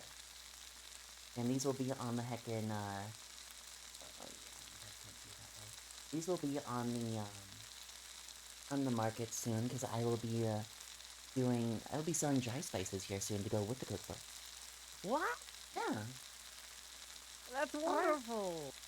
You're full on like what's the word for it? Entrepreneur. Everything links back into everything else. So, there's me, and I'm making the cookbook. The cookbook has the seasonings, and then the seasonings link back into the cookbook, of course, because not just people who have the cookbook are going to buy the seasonings, because they're different kind of mixes. They're different kind of mixes, and people can buy them for each other, and different kinds of things. And eventually, I want to make a cutting board. So this was teased. Only one person even realized it was like an Easter egg, but on the back side of my cookbook, there's a picture of the front cover, but it's like lights are out, and everyone's gone to bed, right? Which is not the thing, but it has a picture of a babish knife on it, just like the profile. And underneath it is a cutting board with a cat face embedded into it. And that was the little teaser. The little teaser, and only one person realized it. Alright, and we're gonna pour this into this pan. We don't have a bowl for this one. It looks so rich. Thank you. We're gonna turn this off, and we're gonna put this on the coal burner. We're gonna get this away from that. There we go. Alright. Alright, since we have that, we are just going to mute that one. And, we're going to grab some of our This one is spicy chipotle. I like stuff with a little bit of a kick. Not too much, but it's nice to have some chipotle peppers. Also, welcome back, Pyron. We're just gonna put not too much, just a little spoonful in there. This is already gonna make more sauce than I need. That is proper chipotle as well. Goodness gracious, how dark it is. Oh yeah. All right. So let's see. More containers, because everyone should get a pack of them. They're so cheap. All right, we're gonna put that in there, and we're gonna grab our pasta water from before everyone. Do you wash your quart containers, or do you recycle them out? I wash them. I'm glad. Like I said, I'm not one for weight. And especially because like we were talking before, growing up super broke, not having access to any resources, having to do everything myself, I have had to scrap for everything I had. So yeah. Oh, I completely forgot to put this in. So this is the Italian blend from the cookbook. Just get a good healthy pinch of that. And we'll just put that to the side. That's a grand pitch right there. That's a nice pitch. That's a nice pinch. A golf ball. Hey, Sorry, I didn't mean to interrupt.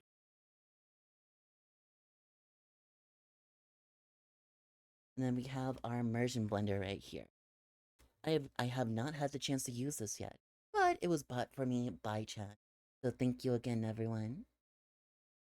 I need a drool emote ASAP. I think chat needs one. Just all of chat. And so this It'd probably be good to be one of your follower emotes when you upload those. Yeah. What is this? Okay, that's not as bad as I thought it was gonna be. Okay. That put me a nice one. Holy fluff. Shakespeare monster? No, that's mine. Oh, it looks it's giving 1950s. It's giving Yeah. it's giving the war is over and people are starting to buy chrome things. A little bit of. It's giving Fallout. Have you seen the KitchenAid Evergreen? Let me get a look, but keep going. It is the prettiest. It is the prettiest heckin' words. It is the prettiest heckin' KitchenAid I've ever seen, and I want it so bad. That is a wooden bowl. Goodness It gracious. is a wooden bowl. Is that food safe? It is. That is really cool. It has wood safe lacquer on it. Wood safe lacquer. Won't it still get beaten up by the bread hook or the spinners all that like? I mean the hook and all that isn't up against it. Hmm. Alright, everyone, we're just gonna keep blending this until... We're just gonna keep blending this up until it's smooth, and then we're going to reduce it. It doesn't look as red as I'd like, but to be fair, we don't have much to work with here. But you know what? It's completely fine because it's gonna taste delicious. Mm-hmm. More of a... I wouldn't say pink... Yeah, it's more of a pink sauce than a proper sauce. Happy birthday, thank you, Laura. How are you doing? I hope you're having an absolutely wonderful day and what we have for dinner. Just gonna puree on this until it's smooth. Wait, so what's this thing you're using? This right here is called an immersion blender. It's also more commonly known as a stick blender. So it just has like a it's a long stick and has like a little blender at the end of it. Oh, please don't put your fingers right next to them. It's fine. I'm a professional catboy. Catboy by profession. Exactly. I've also never heard them call the stick blender. I have.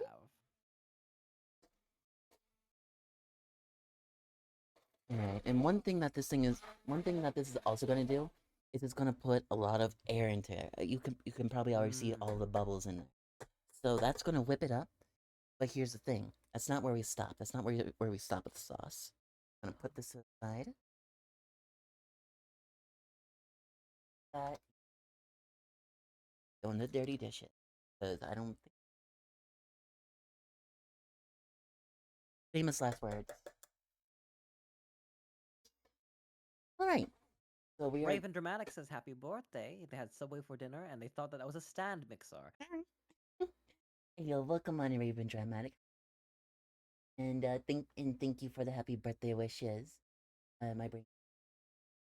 No, stand mixer is like the giant countertop ones. That one's a stick blender, or otherwise known as an immersion blender. Alright, so we are going to turn this back on. Get that over there. And what we're going to do is something called mounting. So you grab... We're gonna mount on stream? No! So, you go over here, you grab... Oh. Let's move that out of the way. We're going to grab some... wherever I put it. Alright. And remember, everyone, I grab unsalted butter, so it's going to taste different if you grab salted butter. Ah. That way you one have... of those. Yeah, that way you have more control over the salt content. Alright, so we grab those. Just going to cut off a tablespoon and a half. You don't need much more because we already used a decent bit in the actual mirepoix. So what we're doing, we're going to take this, we're going to just pop it in there. And just unload too. So what does it mean to culinarily mount? So basically, mounting is basically like a cold emulsification. So you see this butter, it's cold, completely solid. You can hear it, and you take it, you put it in a sauce, you melt it, but you also just whip it into the sauce. That way you kind of enrich the sauce another layer. That way it makes it silky, it makes it smooth, and it makes it creamy without putting actual cream in it. One of these days, Neko, I've got to invite you over to the college. We ought to have a. We will pay for the food. Mm-hmm. Let me stick with the silence of affection. Oh no! I really hope you recover here soon. Echo, what do you have for this cooking stuff? Is there anything for this? I mean, a stand mixer would be nice, but those are expensive. The KitchenAid Evergreen stand mixer, to be specific. That one's expensive. That's like $700. Yeah, I'm looking at it right now. It looks to be somewhere in the mid 800s. It's the kind of thing you really ask for as a wedding gift. Exactly. Also, Big Meal, thank you so much for the heckin' subscription for 4 months in a row. I greatly heckin' appreciate it. Do you have a sous vide machine yet? Water circulator. I do not. To be fair, I haven't really done much sous vide. Like it's a great tool once you have it. If you prefer like low and slow kind of things. So one thing I've been learning is there's more to the science of cooking than just, you know, reach 165 degrees for chicken. So, from what I've learned on the floor at least, is that it's also a time thing. So like for example, when you're making a roast, it doesn't get up to 105 degrees. It gets close, but it doesn't get there. A slow cooker. Anyways, a lot of it is about time over heat. Sure, heat can make it 165, kill all of the germs and all of that, like really heckin' quickly. But it's also, but there is also something to that low, so I need to research it more. But there is something there when it comes to sous vide. As far as I'm familiar, if I'm able to bring what little science I do have under my belt, the heat, the heat that I think we recommend cooking things to is generally the heat at which, for a certain amount of time, at that heat will kill 99.999% of those germs. Yep. Right. However, that temperature, if you lower that temperature, you will still be able to kill the majority of germs, or even all of them if you just cook it for longer. It's the difference between being flash frozen in liquid nitrogen as a Terminator, or being out in a very, very cold conditions until eventually you expire from exposure. Exactly. After a long period of time, food that is under the recommended heat of cooking will eventually be not sterile necessarily, but without enough germs that would be troublesome. Exactly. That's a good way to. I got tiramisu. That tastes good. I can have it. No. So yeah, do I want pizza or corn nugs or even some? Oh, pizza sounds pretty good. All right, everyone. So this is simmering. Starting to simmer. That's fully mounted. So that's a rich sauce. Hmm. Pepper. What you want is pizza rolls and chicken nuggets and pour on top of both of them artisan barbecue sauce that you got from a local barbecue space. Just eat them all together. Mm. Yeah, I'm not gonna lie. That is the most munchy things I've heard in a heckin' while. No, it's all right. It's decent. It's a really decent. I did have that. I did eat that sober. I should say, even if it wasn't conceived sober.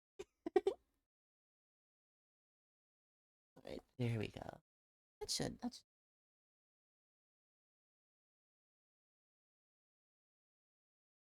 I too cook with a lot of feeling instead of exact measurements. You cook with love. Much better. Much better. All right, everyone, and now we have our ricotta. Fortunately, they only have low fat, so which is why I bought some eggs. You know, in this economy, I put a lot into this stream. Most of the budget was just eggs. Here, let me just get a spoon for that. Buying the eggs costs more than all this electronics and stuff. Hey, I have a heckin'. I have a egg in my. So everyone who has a Foxona is tagged whenever I post something that has to do with eggs. Oh. I'll just take a picture of the giant crate of eggs at work and tag all the fox tubers. All right, everyone. So, like I said, because this is low fat, we just need to introduce that fat back in. One of the great ways to do it is by putting egg yolks in. So for this, we're just gonna put one egg. We don't need two. Make an egg salad sandwich later or something with the rest of these. All right.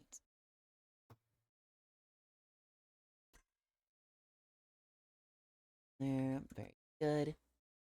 Now, eggshells, everyone, you do those are throwaway for obvious reasons. All right, and so what I like to do, Calcium's not very good to digest. exactly. So what I like to do, so I'm gonna put this right here for a second. I am going to grab our, let's see where.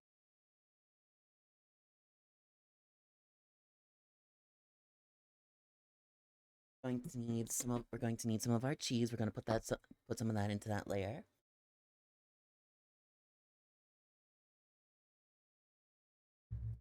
Now, is that Parmigiano Reggiano? That is.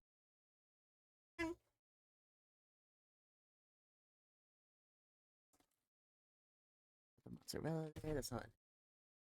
There we are. Here we go. So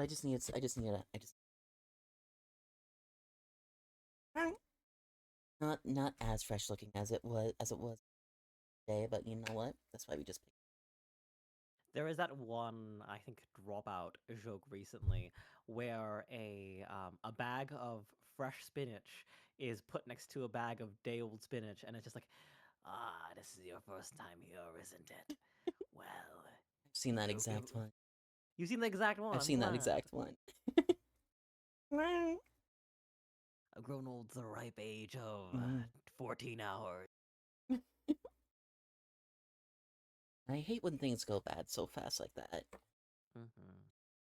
I would argue that's like the primary thing that's stopping people from eating leafy vegetables and fresh produce. Oh yeah, Because fresh produce doesn't last very long. it does. Much easier much easier to stockpile proteins and starches and carbs and all that such. Unless they're Fruits potatoes. freeze unless they're potatoes. Yeah. Okay, everyone. What I'm going to do here, don't need to be too fancy. This is just called chiffonade. It just means that you're going to be you're going to roll it up like this. Let me.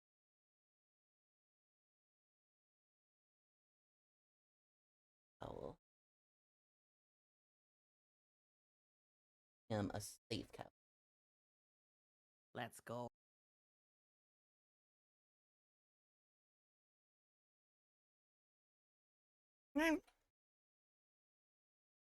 Then back over here.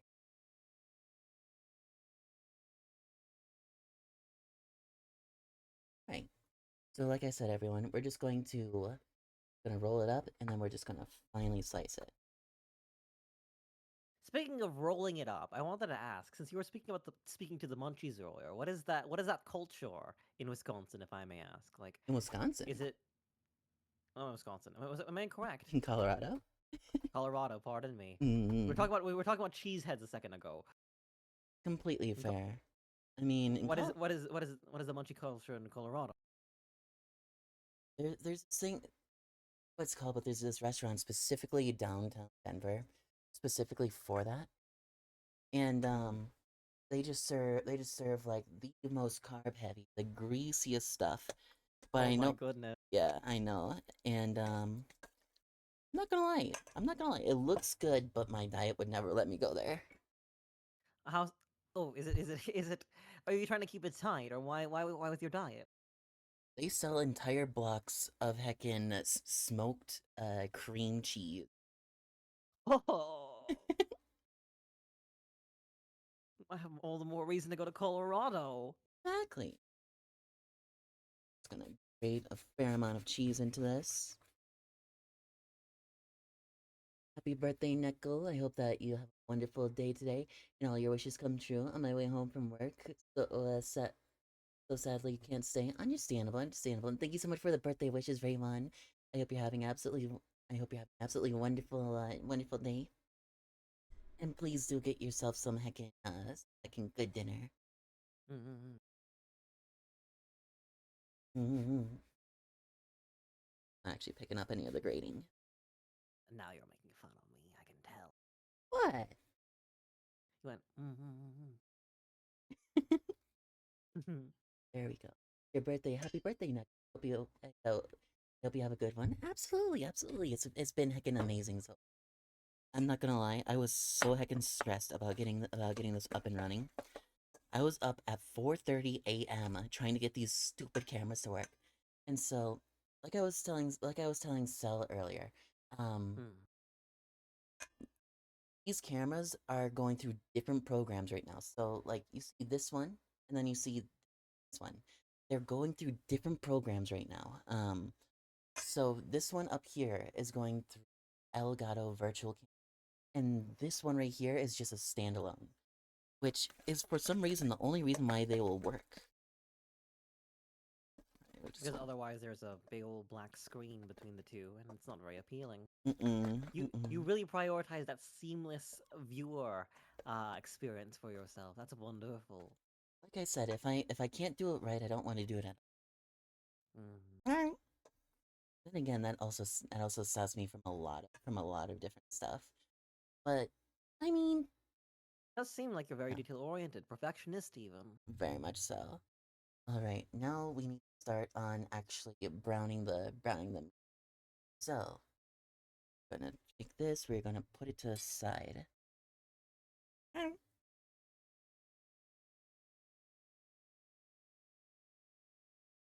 This this is going to look a little strange. Also, Little dish towel action. That's a very cute dish towel over there. thank you. With the baking pan and the Mm-hmm. piping bags and all the like. I don't know where I got it. I need to find it again. You Need to just want find. to get a whole bunch. I just want to get a bunch of them. Like it's super cute. Mm-hmm. Like it's dirty now, but I watched it like right before stream. I did take the opportunity while you were speaking to scroll through some of your channels on your Discord. I found an image of you holding a 50 caliber rifle at a Oh, that's a Chernobyl. oh, it's at Chernobyl. When have you gone? How was it? Oh, I haven't actually gone to Chernobyl. That's just what they gave. They gave me a free background because they had fun drawing it. Mm. I was so grateful. That was so nice of them. It looks really good. I love the little cat ears on the helmet. I know. Oof, it's starting to hail here at work. Oh no. Okay, so this is starting to get oxidized. That's why. Starting to get oxidized. So, this is still good. Still good. So everyone, make sure you check your expiration dates and your best buy dates. So just because it's past its best buy date does not mean it's past the expiration date. Absolutely. Mm-hmm. And also, worst comes to worst, you can always cook what needs to be what is going bad soon and like extend its life for another like 4 to 8 days, depending on what it is. yeah. The one thing I love about it wouldn't count. This thing was a full-on heckin' butcher block kitchen table. So I can just set stuff on here. It's not gonna burn it. Beautiful. Mm.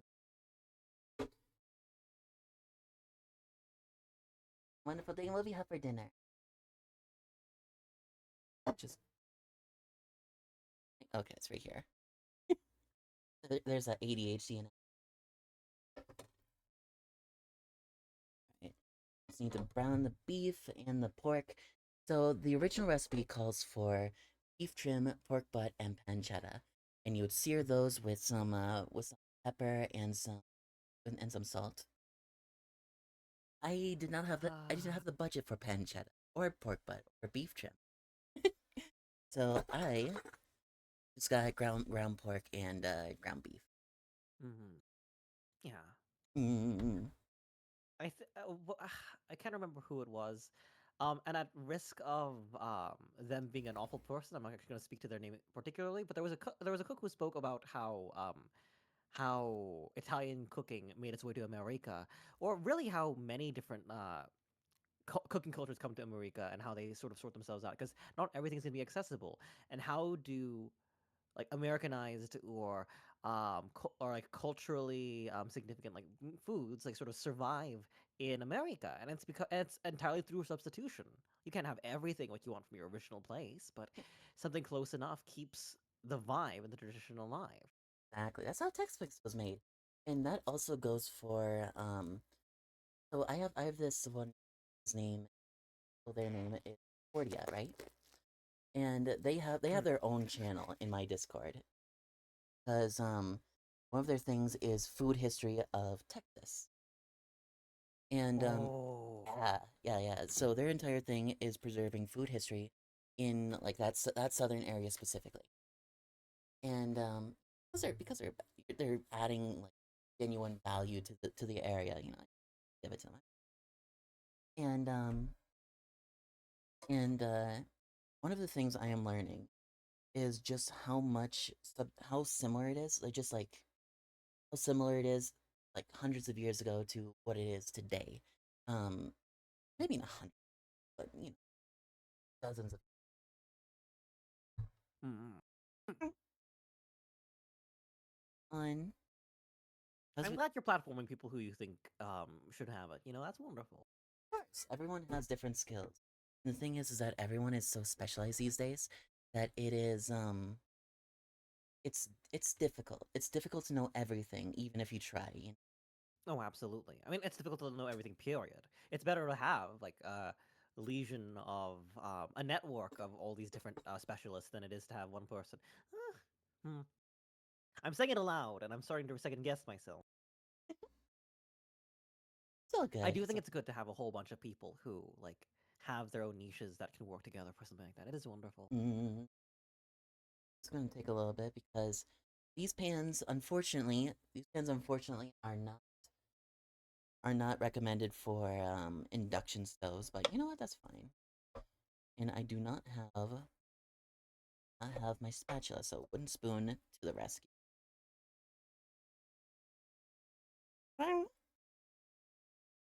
Have to let's just, let. Also, welcome on in, Ida. How are you doing? I hope you're having an absolutely wonderful day. And what do you have for dinner? And thank you for the birthday witches. Also, I love how set up you are.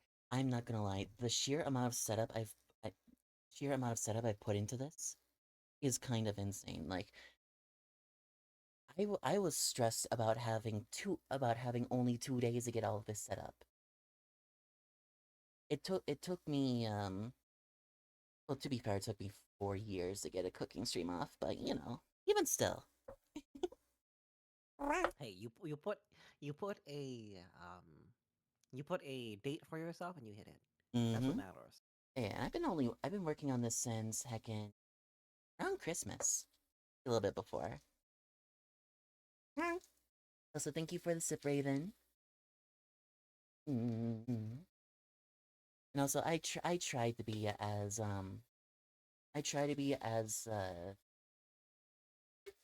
organized as possible when I'm in front of people. Mm. I would love to see this place when you're not in front of people. I mean, because of the ADHD, I'm not gonna lie, this place does get a bit messy. Sure, there will be like a couple of pans that have like extra bits in them until I bring them upstairs and wash them. That's one thing I don't have in here. I don't have access to water in this room. I mean, even still, it's a little it's a little extra treat that you get when you after you brown the meat and throw it in. Like you can add some like super extra charred not peppers, onions in there too. Exactly. And This may not be the right sauce for it, but you know what? We could actually turn that heckin' cheesy bread into like pizza dippers if we wanted to. Oh, please. Oh my goodness. You're speaking to all my sensibilities. How's your day going? It's been going heckin' awesome. The cooking stream has been going a lot better than I thought it was gonna go. A lot smoother than I thought it was going to be. And yeah, just having lots of fun. Just having lots of fun. Is there anything I can do as your partner in crime right now to make it easier for you? You're doing plenty. Just keeping my mind occupied because there's okay. So usually when I'm streaming, I have two sets of headphones on at all times. Right. And one of them is a set of stim headphones, and the other is for yeah, let me see that. One is a set of stim headphones, and the other is for like the game and stuff. So what are you making currently? By popular demand, as an orange cat, I have to make lasagna.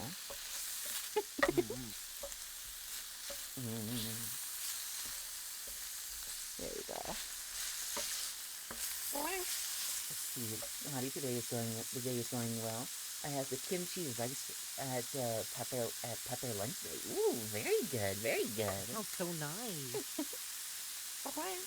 You know, at my job we have a kimchi ramen. It's actually pretty good.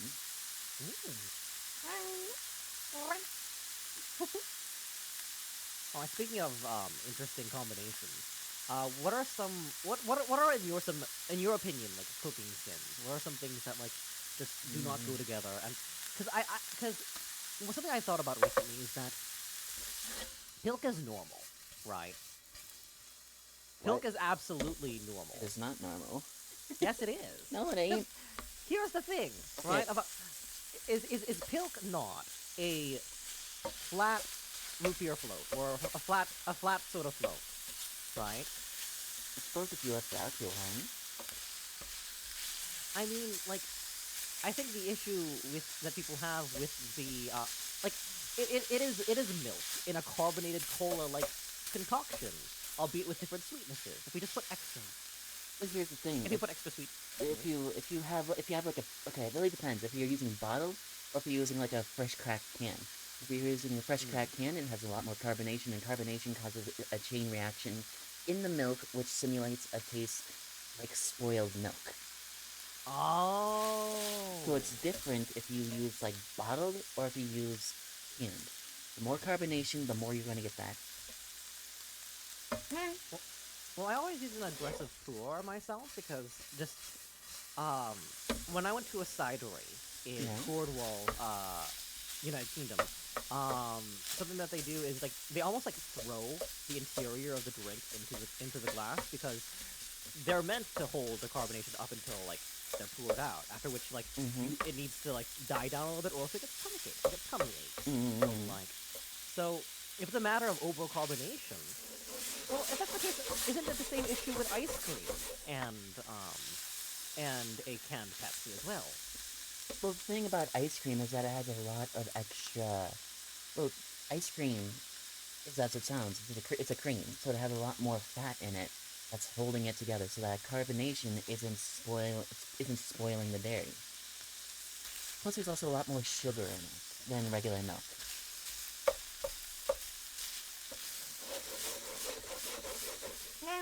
You know?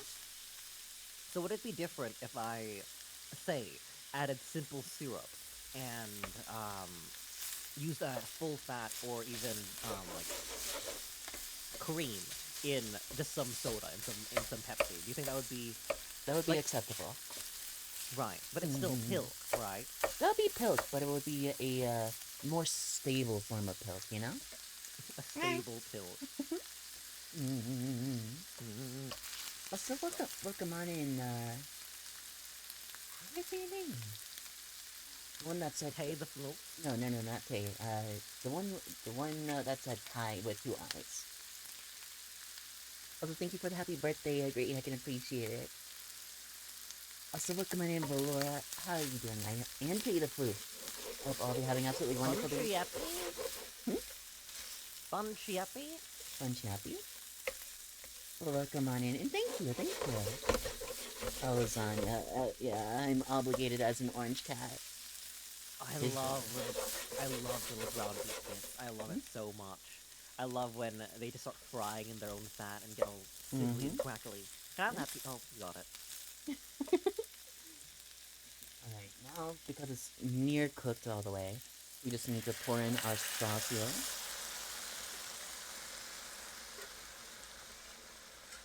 And while we're doing that, we can kill the heat. Honestly, it probably would have been smarter to do it the other way. Pour the meat in there, but what's done is done. Well, you're giving it a little cook as well, right? A little bit. Thing is that the sauce is still hot, so you're finishing off the meat in the sauce. That way, it's perfectly cooked instead of just completely cooking it in the skillet. Yeah. Mm-hmm. In this way, the fat also loosens up the sauce a little bit more. And everyone, this is like a very cheap imitation of an authentic ragu. It has most, if not all, the steps except for the pork butt, pancetta, and beef trim. It's the easy mode ragu. The accessible ragu. Yeah.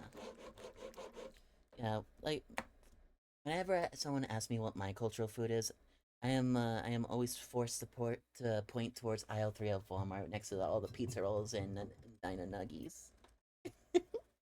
Oh, so you are Italian. No, I'm broke. Oh, fair enough. Well. Alright, everyone, it's time to start assembling. I'm killing the heat on this. And first things first, you put a layer of sauce at the bottom. Now, what this does is it prevents the pasta from sticking. And that way you're not using too much extra butter. Want to get... So, you just want the bottom because on the edges you're going to get those areas. Ooh. Over. Well, there we go.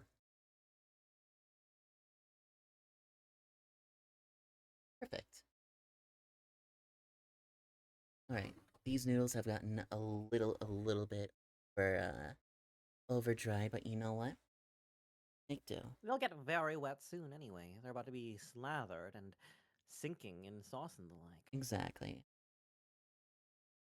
Just start our layering. Doesn't need to be perfect. Although if we don't have enough noodles, then I kind of screwed myself over. I kind of screwed myself over by letting it sit there that long. I should have done it. It's a sweet. For the sauce.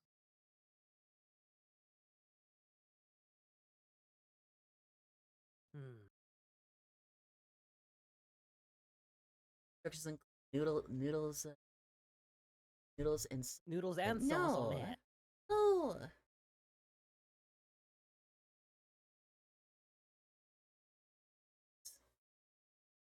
Okay. The first layer, and we're gonna put down. One thing I do like about these noodles is the ridges. Hold it all together. Some structural integrity.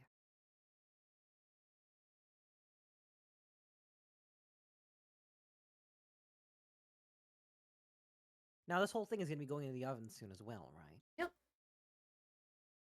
While that's cooking in the oven, I'm going to be starting to make that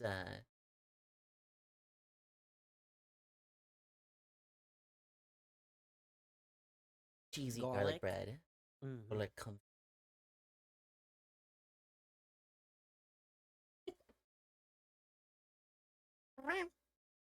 But it's so I like a lot. To continue on, right? I brought up Pilk because I think that is an incredible internetified overreaction to something that I believe has precedent. You've spoken to the actual culinary reasons as to why Pilk is aberrant, but with regards to like other things, are there any combinations that you think are purely in and of themselves vile or do you think like anything can work Peanut butter given and the right circumstances? Peanut butter and jelly. I hate That peanut is a butter. hot take. I hate peanut butter. Oh, you just hate nut butters. Well, I just hate peanut butter. Just peanut butter. Only peanut butter. Really? Peanut When did butter. you learn you hate? When did you learn you hated peanut butter? So again, because I was broke growing up, we ended up having we ended up going to the dollar store a lot to go and get like things for Easter candy, and that would end up staying in our closet because no one would end up because no one liked it for like 6, 7, sometimes 8 months at a time. And when the cravings finally got too much, we would just have like 1 or 2 pieces, and more often than not, it would end up being uh chocolate and peanut butter. Hmm.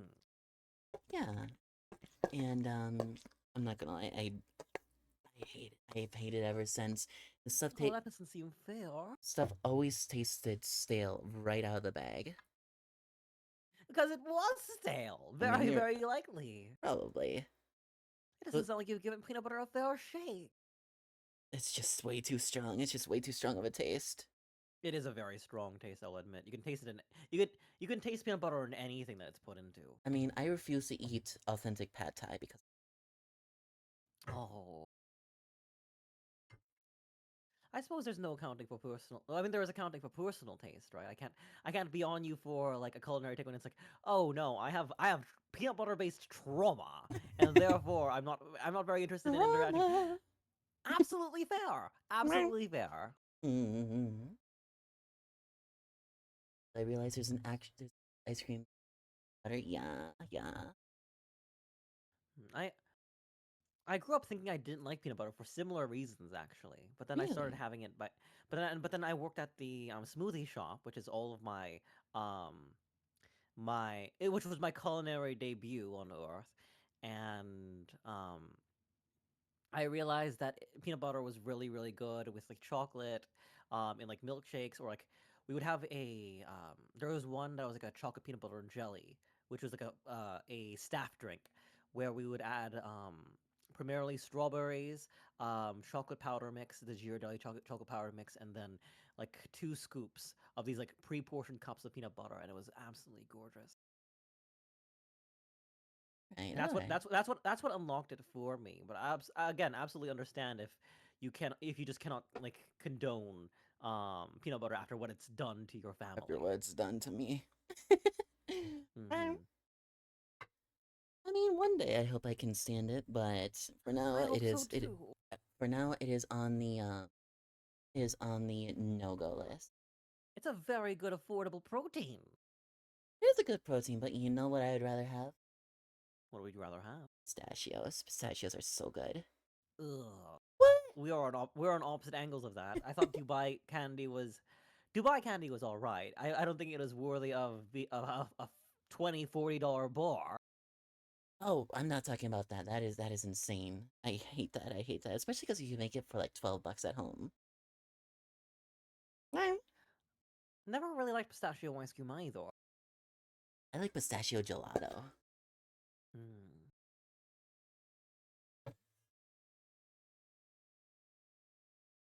Go get him, Neko. Get him, get him. The King Crick asks, what if you made grilled cheese the long way? The long way. You gotta do them. I didn't know that was a meme. Really? No, I it's didn't. so it's like someone on TikTok that made a grilled cheese, and they somehow made it completely standing vertically. It's just like Ugh! it's just like one slice of bread with peanut butter on No! both sides, one piece of bread on top of that, vertically, crust on crust, with jelly, and it just keeps repeating, and No! then it's just reverb Peanut butter and jelly the long way. with overlapping voices and stuff. Yeah, I was like, oh, let's talk about cursed food on Neko Stream, and you're just bringing up, you're out freaking me. Yo, welcome back, Karma. How are you doing? And thank you for the head pats, Cordia. How are you doing? Speak of the That's the person I was talking about that does the the food history. Oh, which one? Cordia Heart. They just Cordia Heart? they just redeemed head pass. Oh, thank you so much for sharing all your information and knowledge. I'm a great I'm a great student of the human condition, so it's really wonderful to hear all these little tidbits and the like. Yeah. Yeah, the only thing that I knew that they knew is the fact that Chef Boyardee, uh, founder of Chef Boyardee, of course, Mhm. was considered a war hero. Oh wow! Even though pretty sure at least he was never in war. Isn't Colonel Sanders also a war hero? Wait, you're speaking to like I mean, you're speaking to like because they fed American troops or so they single-handedly fed. Well, he single-handedly fed most of World War II, and understood. during the Great Depression, he kept, I think it was 46,000 people continuously employed, at his factory Oh, because he swallowed his pride and sold off Chef Boyardee as Chef Boyardee to Campbell's with the condition that everyone stayed employed. oh, I love that. Yeah, The and deep voice isn't a pitch shifter. Asks chat. hmm? isn't just a Chat. isn't just a pitch shifter. Nope. It's all natural. That's on me for real, for real. All fresh and clean ingredients. Mm-hmm. Now time for the cheat.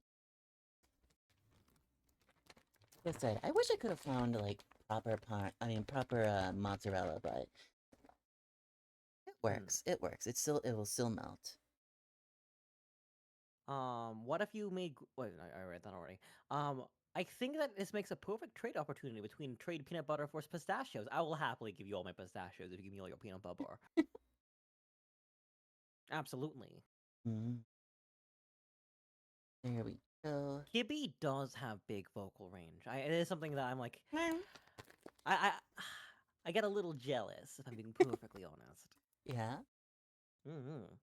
I think it's particularly I think like you excel in my opinion at most with the texture of that. I think it's really incredible how you're able to make two voices sound so distinct by all of these like minor ticks and maneuvers and all the like the behaviorally your voices have very Mhm. different personality.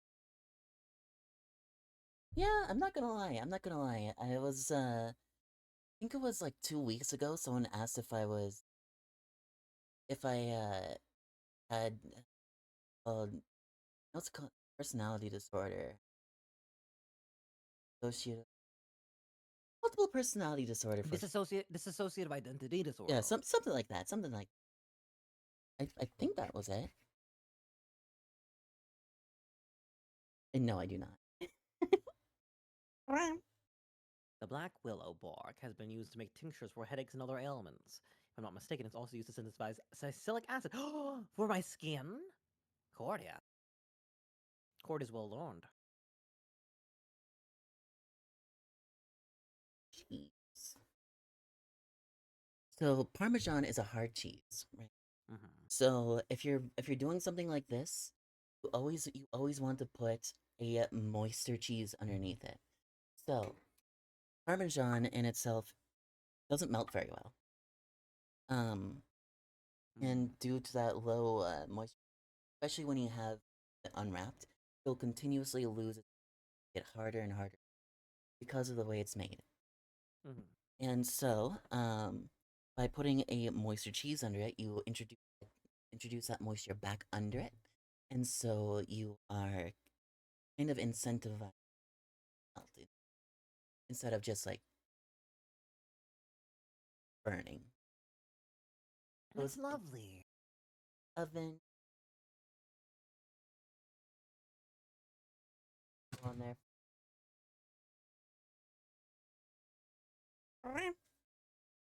Now it is Mm-hmm.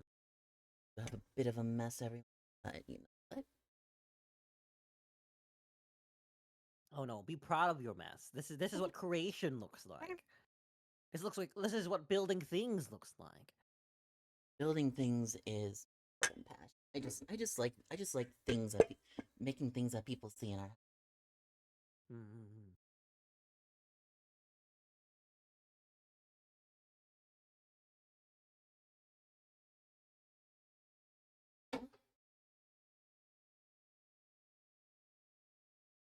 Should we put those Should we put the food scraps away, or do you think that they'll have a pertinent moment for the future? Oh, I'll put. I'm not like on your case. I just wanted to ask. Hmm. I wish I could help, but you won't let me stand up from the seat. Just off screen. Thing thing I like about the Mhm. ones to help you get set up is that if you put them down on the other side, you can easily just flip over your right for. You alright? You hit your hand. Yeah, I'm all good. You can the other side. For those of you who can't see, Neko has a massive cartoon bump starting to form at the right side of her hand. Oh no, oh no. Here, For audio listeners only. there we go.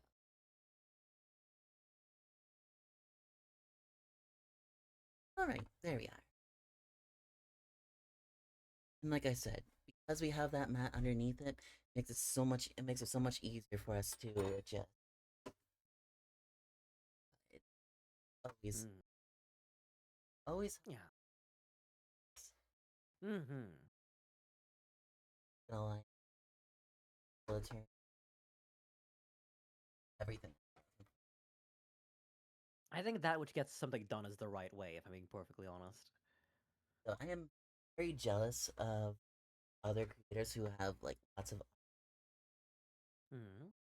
that doesn't get events.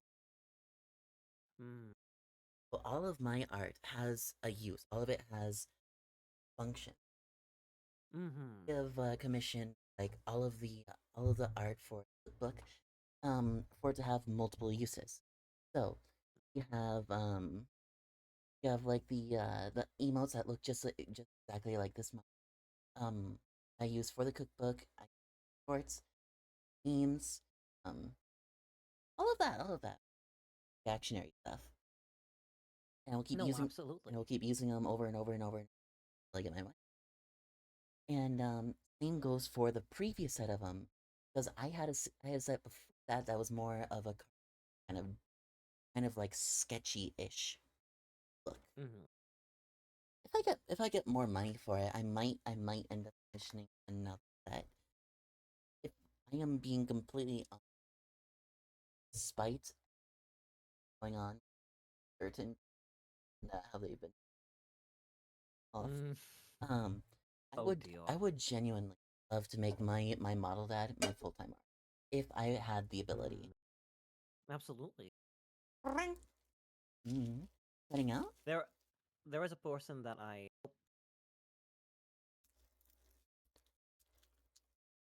Hello? I want to make sure that the person is communicating to you properly. No, I definitely have artists that would be lovely to sign something exclusive with on writing and in public and what's the word, ethically. Uh, Absolutely. mm-hmm. Apparently Mm-hmm. audio's cutting out. Run. Sorry, I don't know. I'm very confuzzled. I guess the audio got better all of a sudden. Oh, here. It's because my mic because my mic fell a little bit. So Ah. I only have like a proper mount for this one. This one I had to do some makeshift stuff and it continuously falls. So Mm-hmm. I need to continuously alter it. Just yeah, like I said, we work with what we have. Absolutely. And the reason why I didn't put this back in is because we also have all these garlic scraps that we can also use for stocks. Mm. Yeah, like I said, we can just use this for an all around veggies, an all around veggie slash Flavor booster. you know, flavor booster.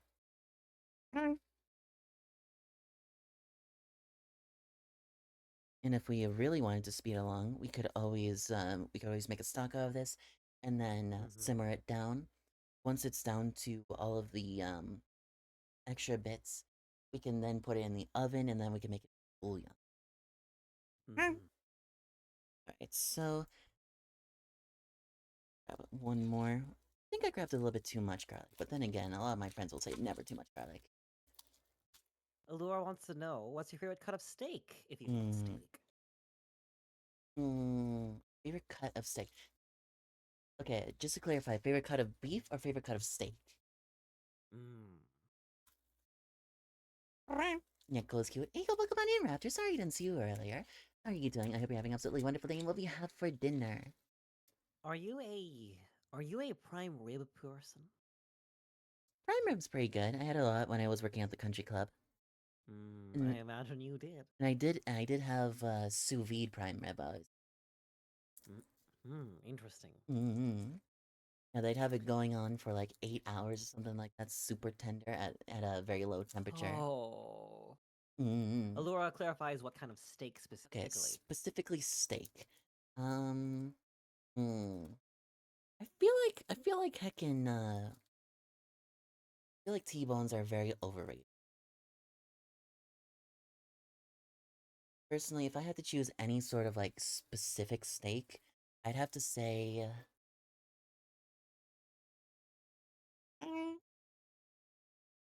this is difficult because I don't really eat too much steak. Is a T-bone steak a porterhouse? Porterhouse? Which one's a T-bone steak? T-bone steak has the T-shaped bone in it. Doesn't a porterhouse also have that?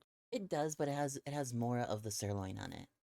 I suppose I'm gonna be basic. I'm just gonna say sirloin because, like I said, I don't really have. Really? I really don't have too much.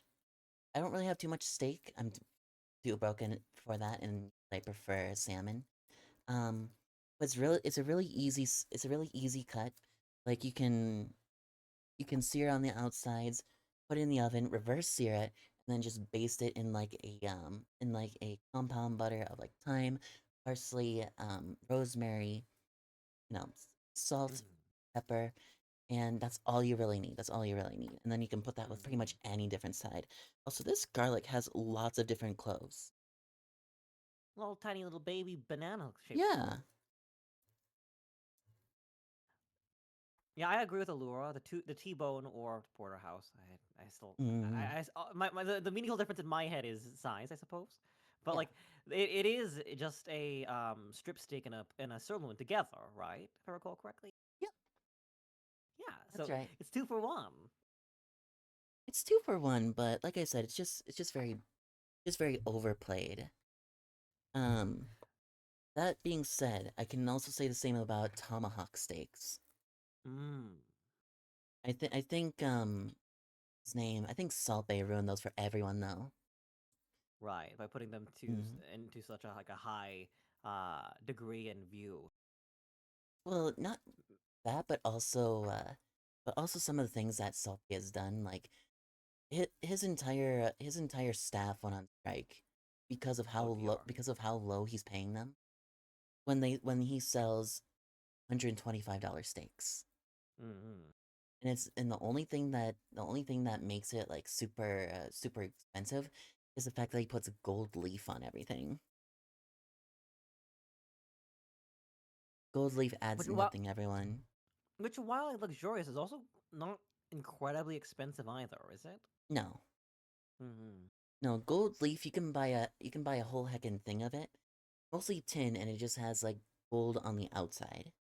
Come on in, Deadfire, and welcome on in and enjoy. How are both of you doing? Both of you having absolutely wonderful days, and what we have for dinner.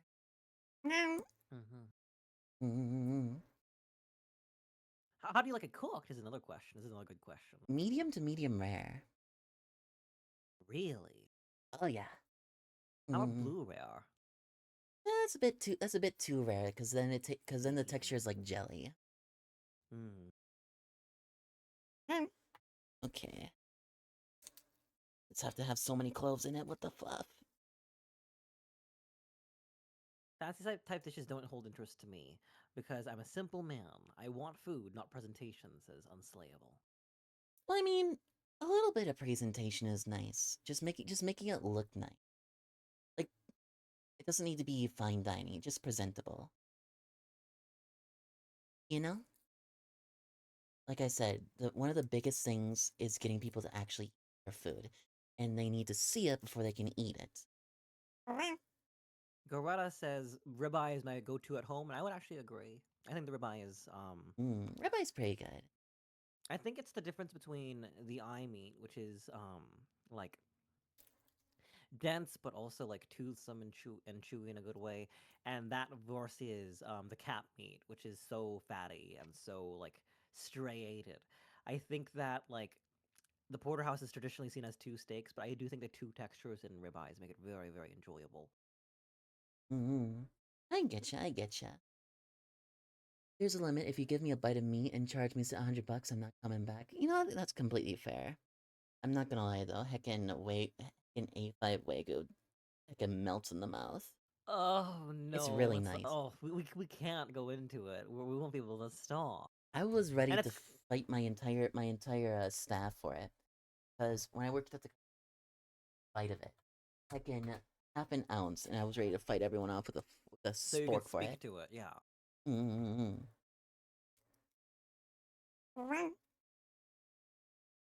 I imagine that like it doesn't stay in the fridge, right? It doesn't spoil. It's constantly going out. Yeah, a lot of it actually goes to waste if you import it. So when you import Wagyu, usually on the flight over it oxidizes so much, so you have to cut pieces off of it, and so you'll get like an 85% yield. What about the trim? What about like you can still use the trim for stuff, right? Like burgers or the like. You can use it, but a lot of people just throw it away. No, no, no, no. Mm-hmm. Or That is compost it. hard. Yeah, this one rich person, right, at my country club, Mm-hmm. and they ended up having Wagyu sliders for 600 people. You know how much Wagyu that is? Oh, how much money that would be? How much is it by the ounce? And I can just multiply that by 4 times 600. It's like $30 an ounce And your at average the time. slider, your average slider is like 3 ounces, right? I'm just doing. I'm It just was gonna like it was like simple math. 1.5 ounces. Okay. They were small sliders. And how many per order? 4? Too. You gotta remember, it's rich people. It's looking fancy over it's looking fancy over everything else. Just needs to make just need to make sure that they don't run out. They're usually Fair enough. 2.5 portions per person when you're as per rules of catering. Oh my fluff, you reminded me of that A5 Wagyu ramen I had. No. All right. I just did the maths. Apparently, Mm-hmm. it's looking like $55,000. Sounds about right. Just for the sliders. Oh my goodness, the rich I mean, people. you gotta realize the place that I worked at had a large fee just to be there. Want to take a guess at what that was? $200 a month It was a year. It's only yearly. yearly. All right. So at that rate, 2,400, 2,400 ish, Higher, much higher. 5,000. Up, Wait. Oh my goodness, 10,000 a year? much higher, Higher than that. much Oh higher. my gosh. And mind you, this is just for permissions to be here. This doesn't include like golfing privileges. 15,000? Higher, much higher, 30,000. higher, Higher than 30,000 a year. higher. 50,000. Yeah, Well, 50,000 just to be there. If I'm spending 50,000 to be there, I better be having A5 Wagyu sliders. All right, I feel like. Nope, that's just the privilege of walking in the building. Hmm. Yep, so that doesn't include golfing, that doesn't include the pool, that doesn't include food. You don't even get a discount on things like wedding venues. My So, goodness. yeah, so if you want everything, then it's $120,000 a year. A lot of people from old money, really old money. Like they were here on the Mayflower. Pretty much, pretty much. I'm talking generational wealth. I'm talking like people who don't have to, people who have descendants that don't need to worry about their descendants and their descendants' descendants and their descendants' descendants' descendants worrying about money. Is that what radicalized you, Neko? A little bit.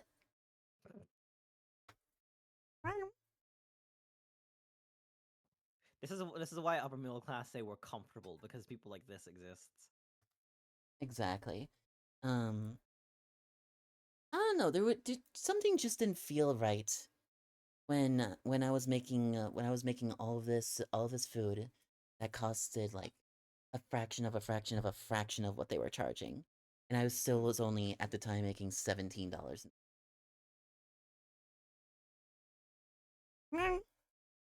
You know? Goodness gracious. No, you're absolutely correct. Mm. I'm whinging at the thought of that much money moving in through anything. Like, I don't know. And that was I have only in burgers. I have these ideas sometimes of like, it'd be funny, right? To drop $5 on a scratchy lottery and see if I possibly hit like a maximum total of maybe like 500,000 paid in installments over the course of the rest of my life. The 2,500 a month for the rest of your life kind of dig steal. Mm-hmm. Hearing that, like, oh wow, how life changing would it be to just have that much money? And these people, for 10 years, spend that much money to go golf and have Wagyu sliders. Goodness gracious. Mm-hmm. Mm-hmm. That and honestly, I just want to buy like an apartment complex, like an entire apartment complex. That way I can move my friends in for like next to nothing. Like, yeah, I heckin' They said charge that. them just for the utilities, right? Yeah, So everyone can like. charge him for basically just utilities and maybe like a $50 a month security fee. Like just to make sure that in case anything happens, I would also still have I would still have something, you know? Mm-hmm. And if you get like a 12 Apartment unit building. apartment building, that's still it's 12 times 50. That's like $600 a month. That's still Mm-hmm. it's not the most, but you know, it's still emergency. Mm-hmm. Yeah. It reminds I don't want to instigate. It just reminds us of like how much distance there is between us and like the people who are making like the decisions, the moves, the grabs. Like goodness, it well Hey, that is such a hard to digest space. hey, you know what they say? Everyone is closer to being homeless than they are to being a billionaire. Mm-hmm. Blah, blah, blah, blah, blah. I'm gonna see you with the black and red flag soon with the A on it. Blah, blah, blah. I'm just a cat. I'm just in We're my just a kitchen. cat. No, yeah, we're a cat in the kitchen, you know. I'm not even here. I'm just at the end of Neko's hand. I'm a puppet. A bird flew into my window. Oh, hello, Not, board. not through my window, just like into the glass. Do you want to feed? Oh, it hit. It just full on hit it. I was like, Yep. you want to feed him something? Oh yeah, who wants second breakfast, everyone? Ooh. We're having pigeon. Having pigeon. I would love to have pigeon someday. Twitch What's the seal. most exotic meat you've had in your mouth? It's not exactly exotic. I've had bison. Like, Bison's gone. I don't really get to have too many like old exotic meats. Hmm. I suppose I've had halibut and eel. I've had a teeny bite of like bluefin tuna, but wait. So when we talk about exotic, right? Like, not I'm hearing some of your offerings. Are we talking to like specifically the scarcity of the immediate item, or are we talking to like just do you think the most oddball thing you've ever eaten? I don't know. You asked the question, silly. I know, but like, we're on podcast duty. We're having a conversation. Yeah. So like, So if we're how do we talking, want to amend that? Mm-hmm. probably, if, I'm probably thinking like the weirdest stuff that I've ever had. Because to that extent, I wouldn't speak to eel as weird. Well, I mean, up in Minnesota, it's pretty weird. So I sup- it is a very much landlocked state.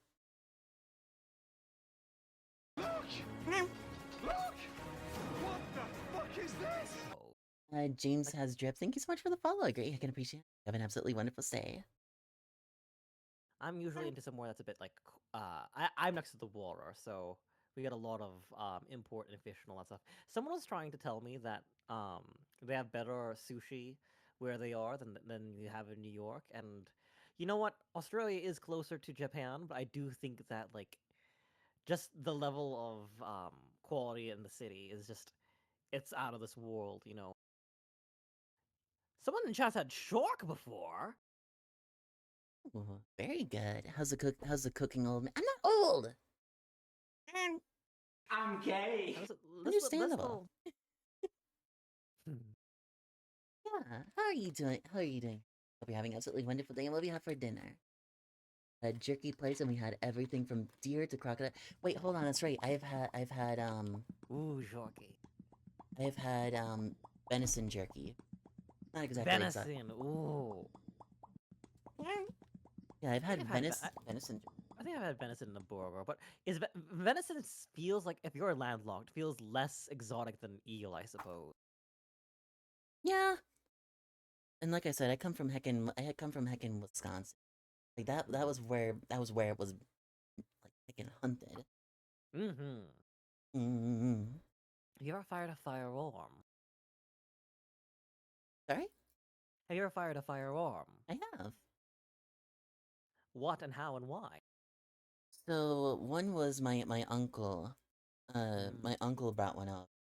And you know, where I used to live in the middle of the woods. Like my nearest neighbor was 3 miles. Um Mm-hmm. he brought one over and he was like, Hey, why don't you try this out there? and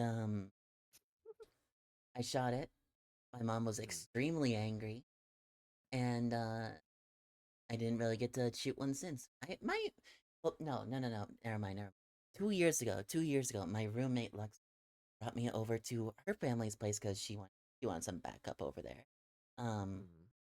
No, absolutely fair. Like just like Yeah, the emotional support friend. exactly. And you know, they aren't the most accepting people. You know, heckin', Mm-hmm. you know, typical out in the middle of the nowhere farm people. Mm-hmm. You know, flying the red, white, and blue with the red ass. If you You know what I'm saying? Um, Oh. Yeah, so she just wanted some backup and stuff. And so I went over there and one of the things that she loves doing is shooting. And it turns out I am a crack shot with the Hello. with a shotgun. Mm-mm. Hmm. Mm. Interesting. With slugs or with Slugs. birdshot? Really? Yeah. Oh, I'm loving this lure from Neko right Yeah. now. A crack shot with a slug. I've only shotgun previous one time. I outshot her with her own gun. Wow. It was fate. Give this cat a gun, study. Kittens, give this cat a gun. Mhm. My okay, so my dream gun is the one in that heckin' piece of art that you were talking about earlier, the one that's set in Mm-hmm. Chernobyl. Um, it is it is a M99 Barrett 50 cal. Mm-hmm. And the reason why is because at one point, I was known as one of the best sharpshooters with it in a game called Pavlov, which is a VR game. Like Ooh. it's like VR Call of Duty. You could have been a And sniper kitty. yeah, but the thing is that it's not a long range weapon for me. It's a very short range weapon. Oh, it's a cannon for you. It's a cannon you walk It's around with. I am one of the fastest quick shots in the entire game with that sniper. It takes a while to reload because it is a manual reload because it has the bolt action. And I have that heckin' down pat. Unfortunately, I can't really play it anymore because my controllers developed stick drift. No. Yeah. So we gotta get you new ones. Is what I'm hearing. Well, one new controller, which is why one of my friends forced me to put it on Throne. Throne. Yeah. You heard the cat boy, everyone. Alright, everyone. We are beginning to confit our garlic. I'm just gonna put this back right here.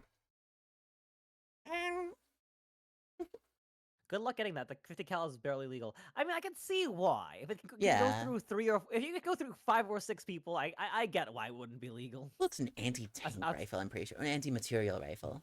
Yeah. I mean, like, I could see it having good use in a range or in, like, a area where everyone's good, but, like, the citizenry having that, what are you hunting?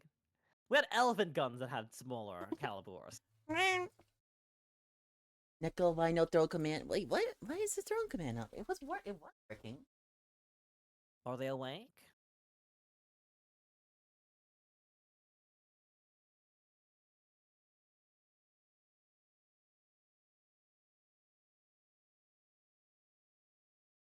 Huh. Uh-oh.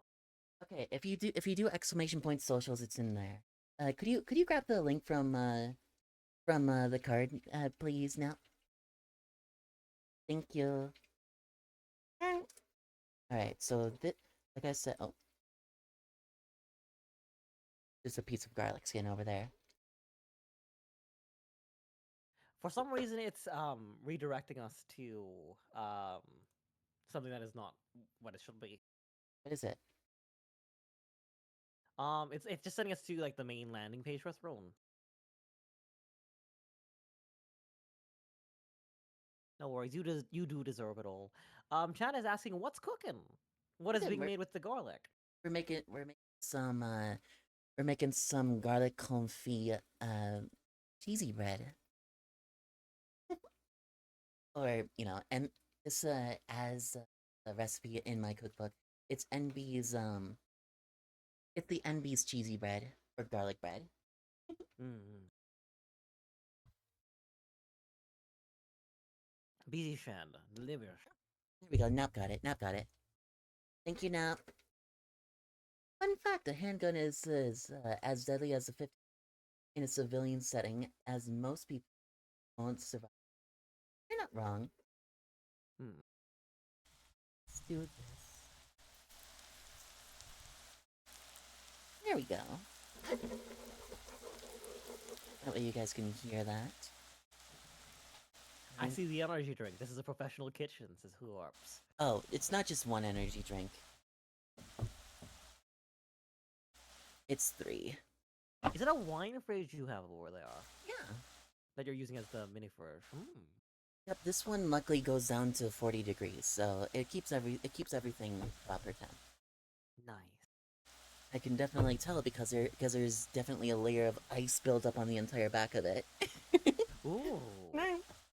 So I'm glad I lucked out on that one because I got that for like $20. Okay, so this is just about done, and that right there is also starting to turn into brown butter. So what a brown butter is, everyone, is when you toast all of the milk solids on the inside there, right? And that gives it a much deeper, it almost clarifies it even.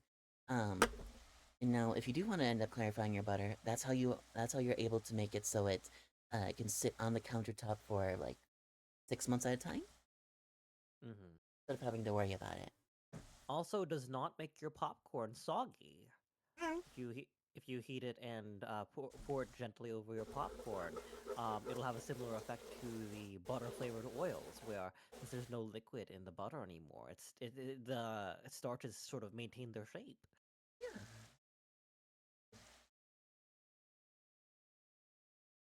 There we are. Get lasagna taken care-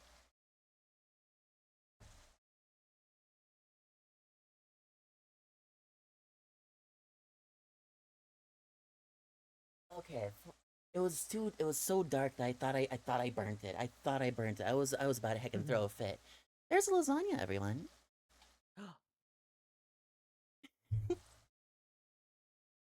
That is archetypical lasagna. Mm-hmm. Let's move all this over. Chat says you have cute hands. I would agree. Your paws are adorable. They're very beat up hands. Alright, These it's are a blue little chill color out, though. hands. Mm-hmm. It's my only heckin' thing right here. That should be just fine. Like I said, this is a whole heckin' butcher block thing. I don't want to ruin the barn, so we'll just do this. We'll grab it here and then pull it back. Are we doing the shot? Yep. Oh. And we'll just over here.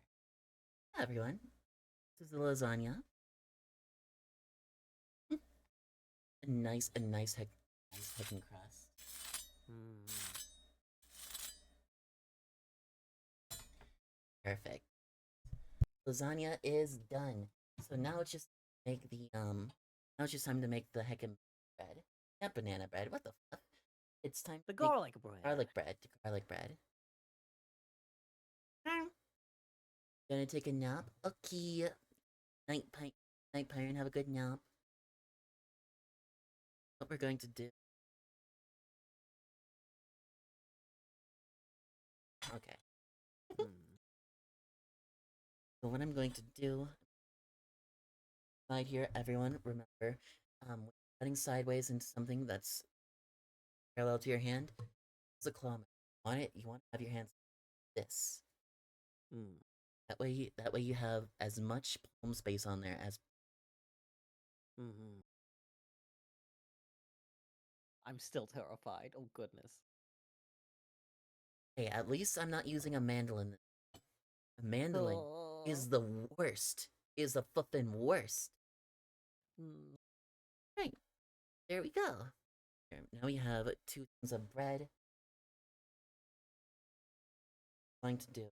So you see all that. Unfortunately, got a little bit toasty from the caregiver heat, but you know, fine, everyone. What I'm going to do instead, I'm going to improvise, and we are just going to make a garlic paste out of this garlic calm. Mm. Oh. Oh. Let's see the boy. There was Got an ad break going on at the moment. ourselves a heckin' a Food processor. so what we're just going to pour this in here directly in. Like I said, it's a little bit toastier than I would have liked, but it's not burnt. It's not. Turn this on. Oh, you're not worried about the processor cooking it a little bit from the speed of its twist and spin. No, it's more of a. Only does that if you have like too much in. Otherwise, it'll overheat the motor. Mm.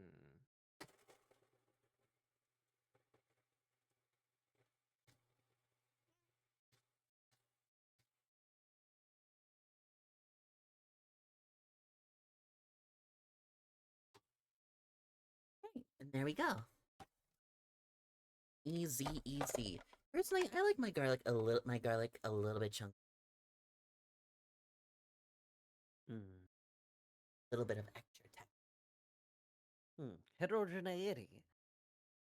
It's a little bit of like a soft extra bite in there, you know? What is it reminding me of? I think like not salsa like necessarily, but something. Hmm.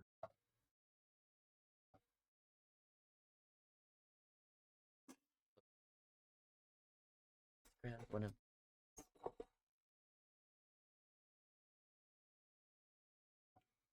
All right, everyone. The Raging Fat Walrus in chat says, got an ad, but looking very good. Nice to see you cooking. Still planning Yeah. on doing your mac and cheese. We'll add a green onion to it, though. Understandable. Understandable. And welcome on in, Walrus. I hope you're having an absolutely wonderful day. It's been a good minute.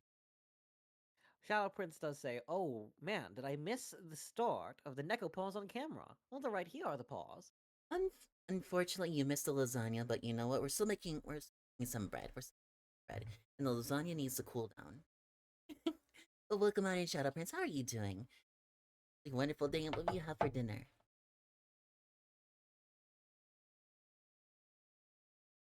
Honestly, this texture is more of a spread than a a little bit more chunky. Almost like pesto-like.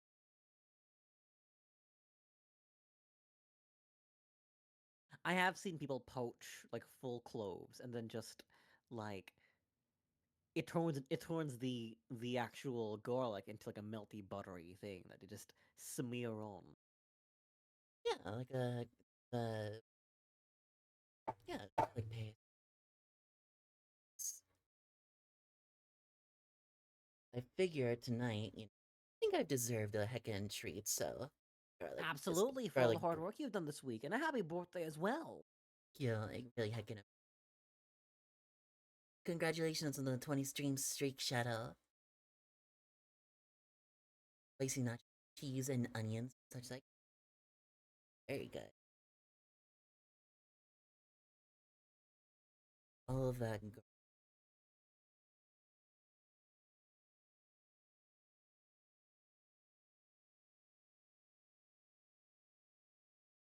So there's this one cooking I wanted to get, but fortunately, budget was running a bit.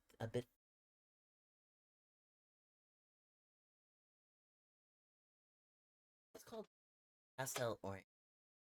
Would match everything so well. Oh. Next time.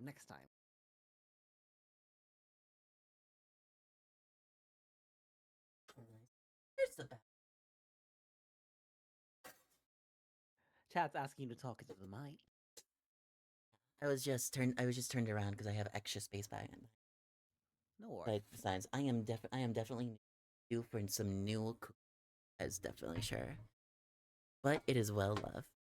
Is there any way to like get all that off? I feel like at some point you just stop working on it, right? Like all of the Dawn Power Wash and and Arm and Hammer and the world wouldn't be able to fix that. Well, the thing is that this is high carbon. It's high carbon. It's not stainless steel, and it's not those non-stick ones. This one is going to. This is called patina, and it's just like all of the extra flavorings, all of the extra stuff over the years as you cook with it. This I've had for 5 years. Fortunately, it's going to stay that way. But oh gosh, it's just over here because I have nowhere. Right, now that we have our garlic and our bread, I'm gonna layer on some more cheese and we're just gonna bake that. Ain't nothing in steel wool and elbow grease can't get off. Yeah, I mean, I guess you're right. If I really wanted to, I could get it spotless. I don't know. I feel like diminishing returns, right? I feel like if it doesn't stop like the function of the thing, maybe it's utilitarian, maybe it's laziness, but like you know, No, I like, get sorry, ya. that was a rhetorical like trail off. Pardon me for just like leaving us there for a second. You're Thank you for good. being so polite, Neko. Thank you. Wait, what? What I do? I'm just like leaving the space to be spoken to instead of like just leaving it as a thing. I understand. I mean, I think we've established I am very utilitarian as well. Who's getting laser hair?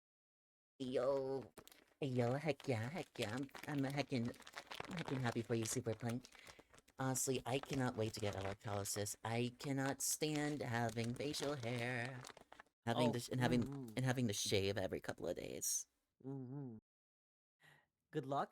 I hope you enjoy it, Blink. Also, when he carb on my tummy, what does that mean? Let's say your friend. That's an. Yeah, that reminds. Hold on, never mind. Sorry? I know what region it's from. That's right. Mm-hmm. It is a very unique accent. I like Thank it. you very much. I greatly appreciate that. I have other accents as well. Understandable. Just gonna Speaking finish of off. which, I have a personal small status update I would like from you. I've been looking for another opportunity. Have you been doing the homework I assigned for you? Unfortunately, I haven't. I've been kind of It's all right. You've been so busy. running around and all of that. I want to know Mhm. how many trips to Best Buy I made 2 weeks ago when I was trying to I, get everything I'll figured out. I'll throw it in the 6. Fire. 8. 18. 18! Yeah. And you bought everything every single time.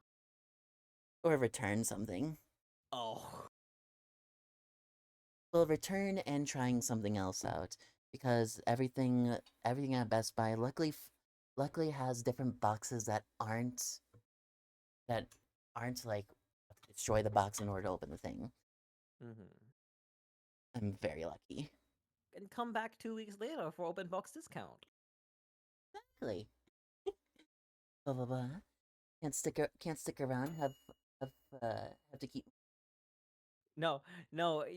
The context is rolling around at the speed of sound. Can't can't stick around. Have to keep moving on, or All right. something like that. Now we have our garlic bread in there, and yeah, right now it's just a waiting game for that. Thank you very much, Bang. That's very, very sweet. Mm-hmm. What happened? Oh, just the cute accent thing. Yeah, super cute, super cute. Oh, Here we you go. don't need to glaze me, gas me up.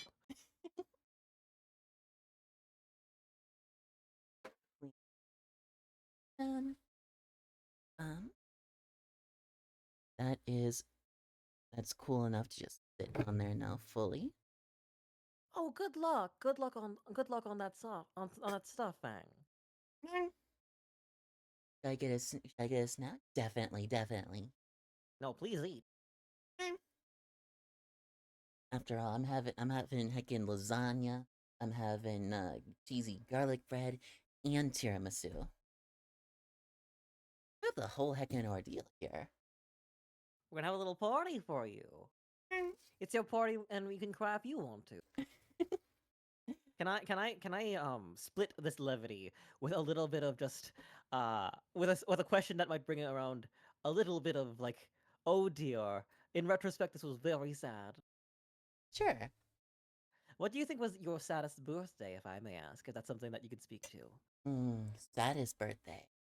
Mm-hmm. Now, you don't need to go. You don't need to dig very, very deep. Just whatever you're comfortable with. Of course, it's your stream. I mean, But like, I'm what's pretty. something that you think you can laugh in afterward? I mean, I don't know about laugh afterward, but I'd have to say my not favorite, my heckin' saddest birthday, but Mm-hmm. probably would have been 2020, and that is specifically because that is the year that I left my home in Minnesota. I came down here to stay with Lexi, and Mm-hmm. things had just come to a head at my old home there. Like very much family issues. Mm. The drama never stops. The drama never stops. I'm And so glad you got out of there. oh yeah, and if I'm being completely honest, there is very much many a reason to stay. I still don't talk to them. Mm-hmm. Is fine by me honestly. Really I really don't have the energy to keep up with drama. Absolutely fair. Probably why I haven't been engaged in any drama. Yeah, You just sip the tea when it's hot. You can peek at it from a distance. exactly.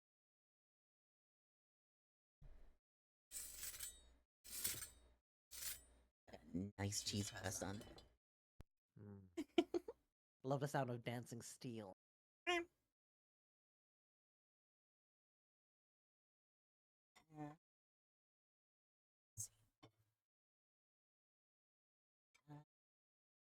There. We're gonna still. All right. There. Oh.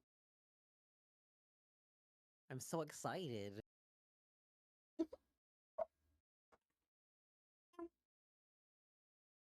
Putting stuff away. From cheese, exactly. That ASMR, oh my fluff. Oh, we got the proper cheese crust. I'm drumming my fingers. I'm drumming my hands on the table. I want to slice so bad. Hey, I'm won't not you even. Yo. won't you unmute the stream for a second just so I can listen to the cheese? Oh, let me.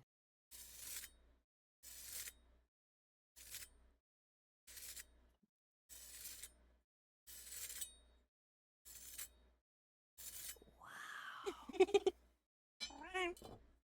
That's gorgeous. Mm, it looks darker than it actually is on stream, but it's like a nice. It almost looks like lava now. Mm-hmm. Put a chunk of that in the mail for me, please. It's the surface of Mustafa. Mm.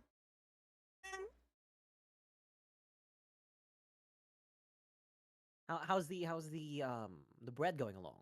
Bread is coming along good. Hmm. A little bit. Okay, it's probably because I had it open for a little bit, so it's gonna take a little bit to heat. But it's on its way. It's see it melting. Mm. I give it like 5 more minutes. Hmm. Huh. So we have a little bit of idle time between you making your before the bread being finished and being able to plate everything. Mm. By the way, everyone, since we have this time, all of you should definitely go check out our special guest right here. Their name is heckin' Celeritydust. They are a heckin' cute study buddy. You should definitely go check them out. Can I get a shout out, please, Nap? That's really sweet of you. Thank And you so much for you wanna offering that, Nico. you wanna explain what you about? Oh, sure. Hello there. My Mhm. name is celeritydust, your study buddy from another universe, streaming live on Twitch to fulfill a college credit. That college credit being Charisma 120, called following formation, because I need to teach and show everyone that I have a raise at my college. I am a variety streamer, which primarily leans on story-based games, um, puzzles, and all that like. But primarily, I'm known for my yapping at length. So I hope to be able to see a lot of you on my side of Twitch. In addition, I will be debuting a new model very soon. It was meant to be this Monday, but uh, we hit turbulence in our move, but that'll be out shortly. So please keep up with me for that. Very good, very Mhm. good. I think what made me so excited about Neko, knowing them and interacting with them, I think, like, first of all, just incredibly down to earth, incredibly like golden heart, very, very sweet. But also, for a moment, he and I were excited to tool inside each other's throats because we were thinking about doing a bit of a cultural exchange. Yeah, when I get more time, I'm gonna again learning how you do that, cause holy fluff. Hmm I think it's very very rare that I have somebody who I'm trying to teach that little thing to immediately pick up some kind of small success. Some kind of success period. Mhm. Albeit like that what you did. So I was like, oh, this person is such a VO savant. They'll definitely get it easily. But Mhm. also we find time for and produce the results for the things we love the most. And if that priority was making your cooking stream, how could I blame you? How could I blame you for not following through with that? You've done incredible things today, and you should be so proud of yourself. I am relieved that I finally got my first cooking stream out. There No, you go. I plan on every Sunday doing a cooking, like a nighttime. I work Sunday nights, right? Most Sundays I usually close. So what I'm going to do is like after work, I plan on doing like a midnight snacks kind of. where I do a late night stream, and I basically make food in front of very ASMR kind of stuff, you know? That sounds really fun. Yeah. And since this was also the first pilot of another project I'm doing, it's called It's on Pause. So, Mm-hmm. for those of you who aren't in the Discord and haven't seen it, basically the idea is to bring different streamers on and chat with them, interview with them, and all that kind of stuff. That way, we have someone that we have a good company to talk to, good food, and honestly, what more do you really need? Exactly. Mm, I I, just want comfy vibes. I hope I haven't been too meek. I've been between letting you do your thing and be a food educator, but also wanting like to slip everything in now and then, not to be so publicly insecure or anything. But I just like I want to make sure that like you're getting what you want and all that. You're all good. You're all good. I appreciate. I Mm-hmm. appreciate. No, you've been good. One of the things I absolutely, Mm-hmm. especially when cooking, is something in my ear at all. I need, I need some sort of noise, some sort of music, and unfortunately, I haven't quite figured out how to get my starting soon music playing in my. I can help you with that after It's stream. probably stupid simple. It's probably stupid. I just haven't looked in. It's just the monitor. No, we got it. Mm, Alora says had to clip the cheese crust ASMR. Very very wonderful. Everything turns to physics whenever Fang is yapping. Had to explain a dual rotor helicopter the other night. ayo, ayo. We love a I little bit of military engineering. Hmm? want to know what I was stuck having to learn like a couple nights Oh, ago. do tell. The basics of heckin' Yu-Gi-Oh. Oh, I'm It, gonna take you to my stream to play Yu-Gi-Oh with me.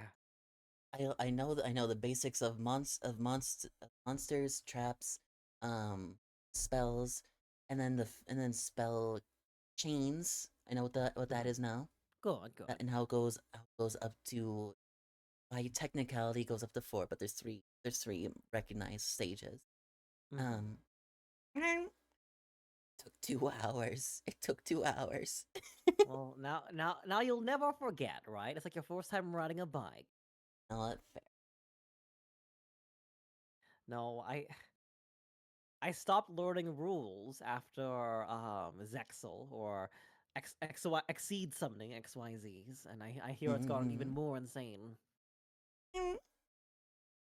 Yeah. If you want to learn more about Yu-Gi-Oh! Neko, I can help teach you a lot. I think Neko wants to know less. I think Neko wants to remove some of the space that could have been used for at what point beef tallow is good for cooking. But that's okay. So that's another thing about being a little bit sad that I didn't have enough budget for a beef trim pancetta and pork butt. So in the original recipe the original recipe for this, Hmm. you have a lot of leftover tallow from everything else, and you're able to make a quart of it. You're just able to use Oh, you're able to use that as a butter substitute for like oh. a heckin' month and a half, Mm. and it's so good. I had enough for like 2 years. I ended up using from when I ended up leaving my old job in Boulder. It's such a terrible waste that people just throw away meat fats so quickly and easily. You know, Mm, it's such a wonderful medium. absolutely. When you're making eggs and stuff, I can Mm-hmm. Mm-hmm. Oh no, absolutely. Just and left on just that bread. just straining the bottom of your air fryer after you make some bacon into a jar, and then scooping spoonfuls of that jar for a nice bacon egg. Exactly, exactly. Mm-hmm. Ba-ba-ba-ba. How do you Ba not ba go? ba ba Whoa, whoa, ba. whoa, whoa, whoa. Well, come on in, Duncan. How are you two? I hope you're having an absolutely wonderful day. And what do you have for dinner? Right now, you can see what I'm having for dinner. Look at that. Look how happy this orange cat is. the Garfield allegations that will never cease. I am seeing in older art you had red eyes. Is that true? Yeah, I used to have red eyes. Why did that change? It just kind of evolved that way. You Mhm. lost the evil in your heart and I soul lost and the spirit? If you go to VTuber Tech, you can actually see see like the era in which I had a V raid instead. I want to see it. Yeah, the entire iteration over the first year of streaming. Sorry, There's what was it? VTuber Tech Quest, something like that. I know it's at the very bottom. Hmm. Garfield finally gets his lasagna. No.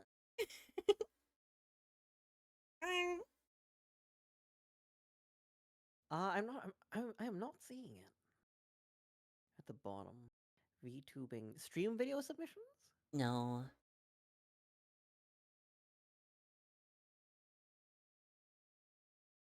I might just be blind. See, it's down at the bottom under.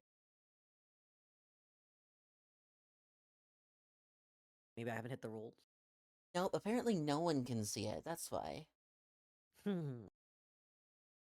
Bruh. Bro. Bro. Bro. Okay, let me. So, you want to see? Why do I have to send it all in different messages? Well. Okay, here, let me forward this to you. This is the very first one. No, the very. Where are you? I'm sure you look wonderful. It can't be that much worse than whatever I've done. Oh, I mean, it was basically the base model with just with a chef coat. The start. That's because I didn't know what I was doing. Right. That's the first one. Like I said, very basic. And then Oh, after lots of the tinkering, the 1.0 skin. I love him. and this was my very last iteration. Oh, that's very much you now. Yeah. Oh. Hmm. I love his big old buttons as well. You look so meek. Hey, that was Mhm. that was way back before I could meow properly. Oh, you learned how to meow. Maybe you could teach me that. So I edit for Blue Bite Sora. He did a decent like little short on how to do his version of the meow. The way I do it now is fundamentally different, but he does it pretty well. So do you know the sensation when you are trying to gargle water? Mhm. Try to do that, but dry, and then just shape it out like like a heavy volume into like a sharp point, if that makes sense. At fear of sounding, may I sound silly and terrible Sure. really quickly? Sure. Okay, just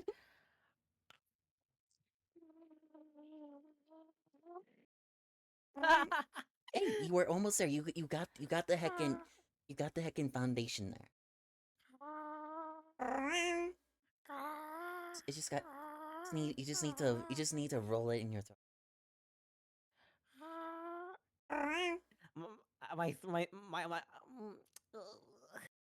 My throat. It's not working properly. Hey, you're all good. You're all good. He was destined to learn the meow, of course, of course. Also, is welcome on in. How are you doing? I hope you're having an absolutely wonderful day. And what have you had for dinner?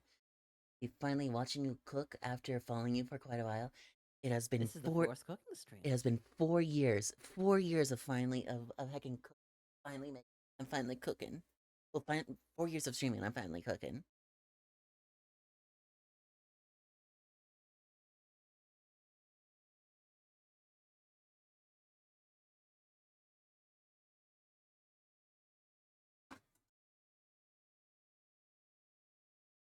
Let's get a good look. Crowd around, everyone. The bread is being produced. You know that.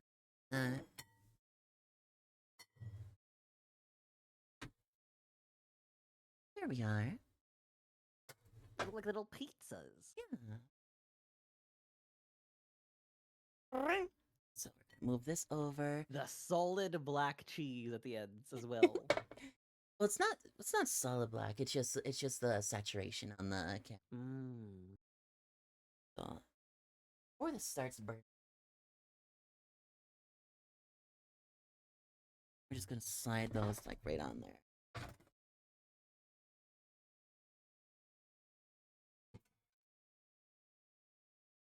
Right. There we go. Now that I see it close, I want to clean that pan says nap.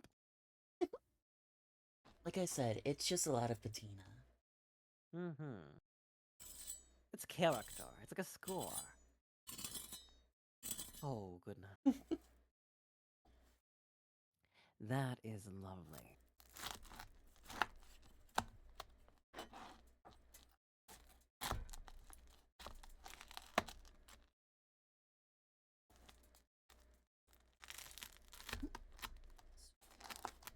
I really should invest in a bread knife. Something serrated. They're hard to sharpen, though. Take a long time to sharpen. Do you know what? I don't want to be disrespectful to your cooking at all, but you know what I would slather all over this? Hot honey. You know, in my cookbook, there's a Calabrian chili. Ooh, we should do that. We should do that next, Neko. What are we waiting for? Understandable. Understandable. Because you could see how like it would pair. It would probably pair incredible, right? Oh, definitely. And you know that Oh. else that. So back when I worked in Boulder, I was the lead of a Middle Eastern stall, right? Mm-hmm. So Calabrian chili, Calabrian chili, hot honey, and that went over pan fried halloumi cheese, which is Oh. yeah, and that went onto a plate called the cell team, which is like a bunch. Right, not a, that was something later. It went onto the sampler platter, which had. Do you know what Gerson mussel is? I am not familiar. So it is a Middle Eastern dish. It's not very well known. It's not very well known. It's like a black pepper and caramelized onion fry bread, Whoa. and that got dipped in pomegranate molasses. And then we had our own spicy Calabrian chili pickles that we put on there too. Is it okay? Wait. Pause. I'm very anti cucumber pickle. Was it what kind of pickle was it, if I may ask? There were cucumbers, but it was also Mm. red onions and radishes. I like red What- onion.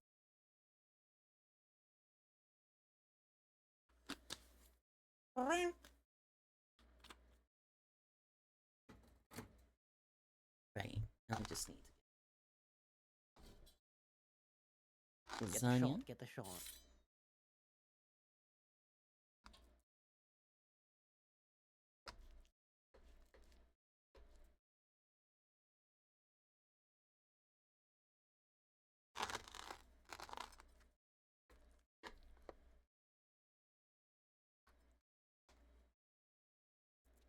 I'm sorry. I'm so quiet. I'm just listening. You're all good. You're all good. Just gotta loosen up the sides because of that. Because of the. The The pasta. not gonna come out very well.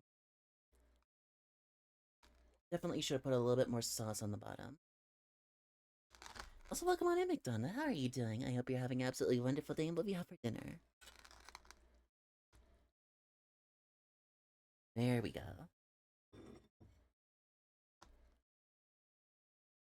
Does anyone's else heart skip a beat when Kippy meows so cutely, or is it just me? It's not just you, Fang. Don't you worry.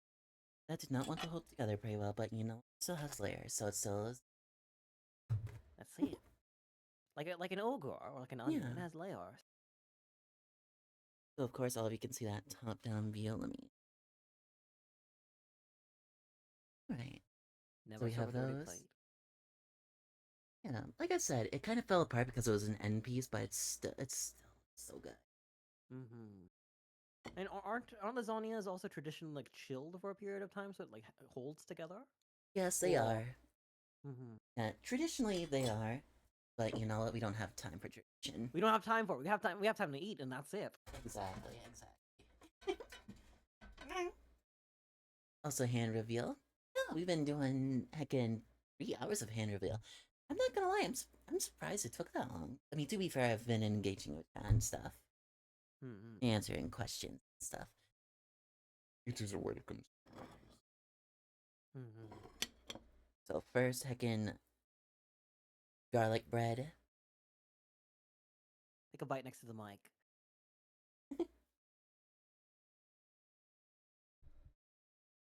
Alright, that's here.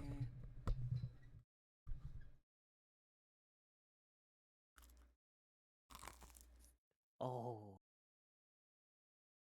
they're so very like video game noises almost. Like that's how clear the crunch is. This That is the is- sound that plays when you eat a pack of Fancy Lad cakes. That was so good.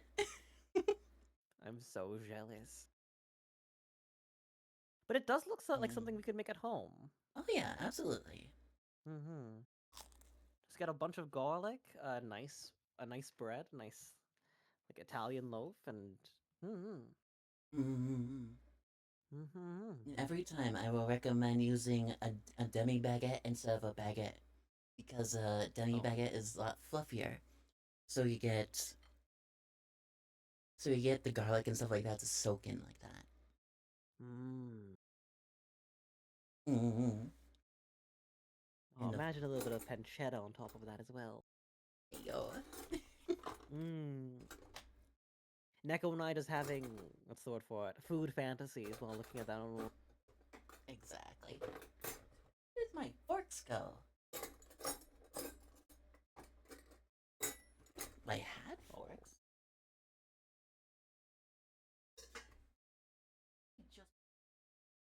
Let's get the cross section of that lasagna.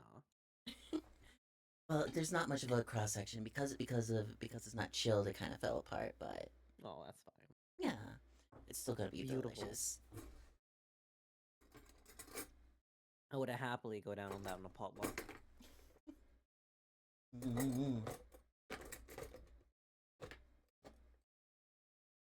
You know what? It's fine. I will just use a spoon. It'll be good.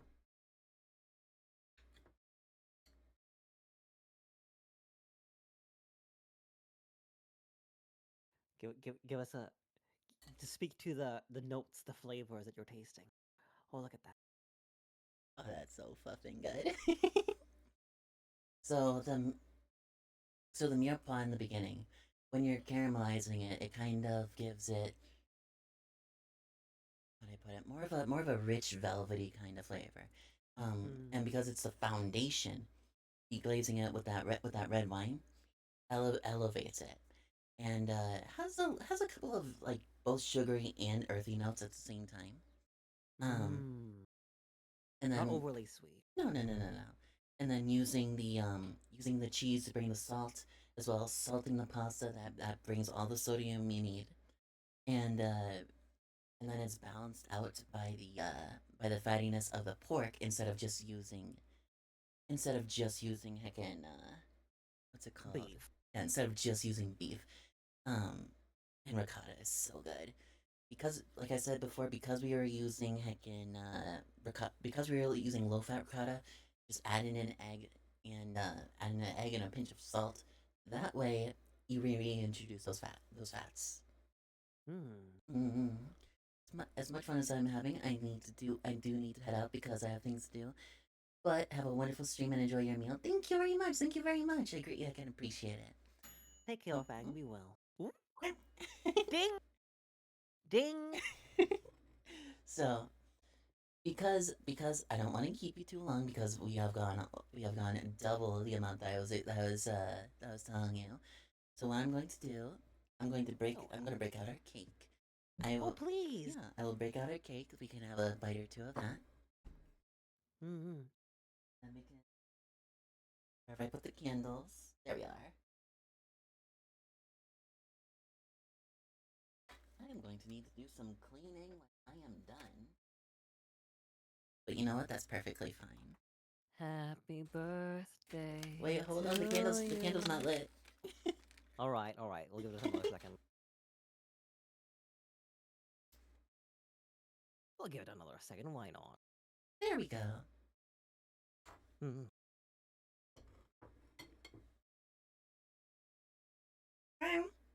All right, we're all good. All right, everyone, come around. Everyone, come around together. Happy birthday to you. Happy birthday to you. Happy birthday, Mr. President.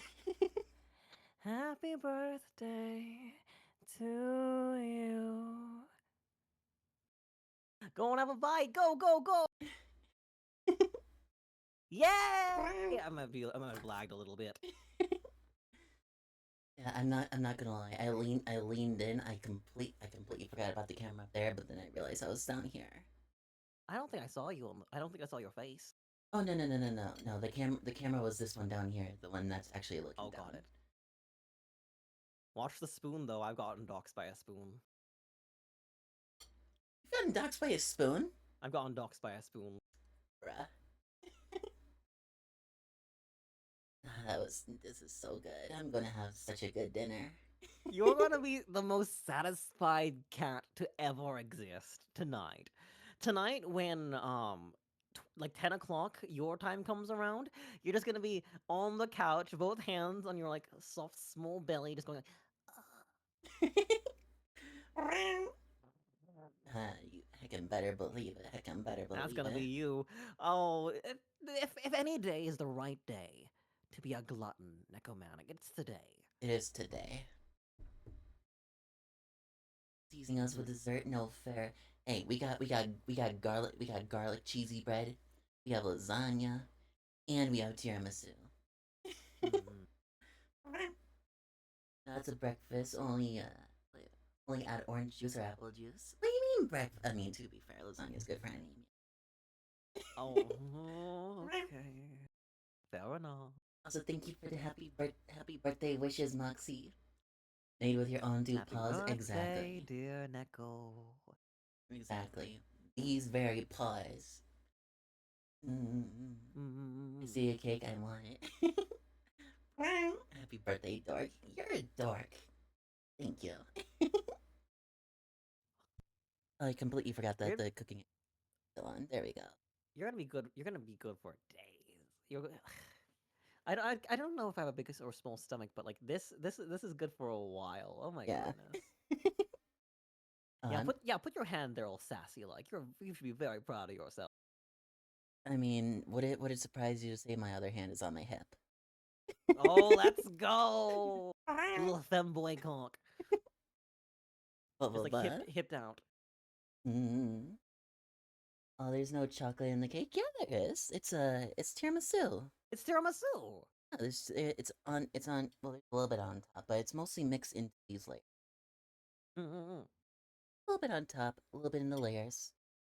But it's mostly the espresso I'm here for.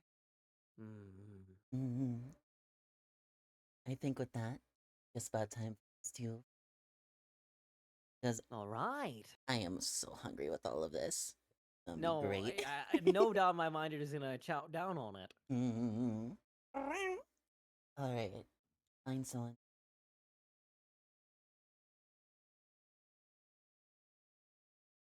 Hold on, I can do this from my phone. I can do it. See how do I set mayonnaise from? If you're making like from scratch, um, the reason why it splits is usually is because you're adding the oil too quickly. So when you're beating your eggs and adding your oil to make it into into a permanent emulsification, first off, keep it cold, and use the lightest drizzle you can possibly, and add a little bit more salt than you think you need. How why? Michael, I'm hungry now. Come over. I have lasagna. Yeah, we'll head over. What's your street address again?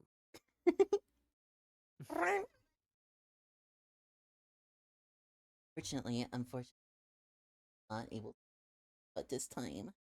For now, for Absolutely now. fair. For now, I'm not sure if that's a for now situation.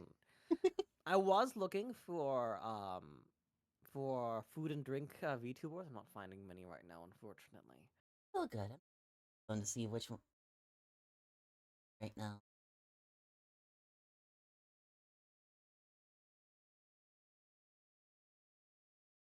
Yeah, we got heckin' like 50 people in here. Scene. Think that looks good? Thank well you. deserved. Well deserved, Neko.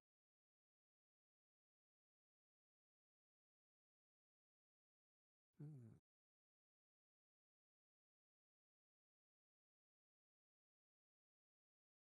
What the heck am I? Why don't we? A second. Do it. So Nickel lives on 1600 Pennsylvania Avenue. It's actually 1600 Chicago Avenue. No. The pizza lives on Chicago Ave. Not me, not me. Mm. See. One chat. Our raid. No, Deadfire, we're gonna have to fight over all the food. It's not as though they're gonna share. It's not going out without a fight. Right. The raid started. Everyone, please join in for the raid. We are going to go with a.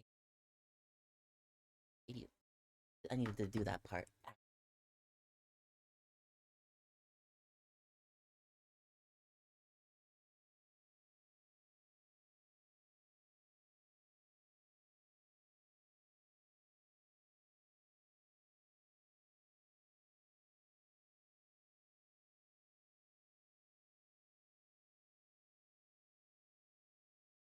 Come on, everyone.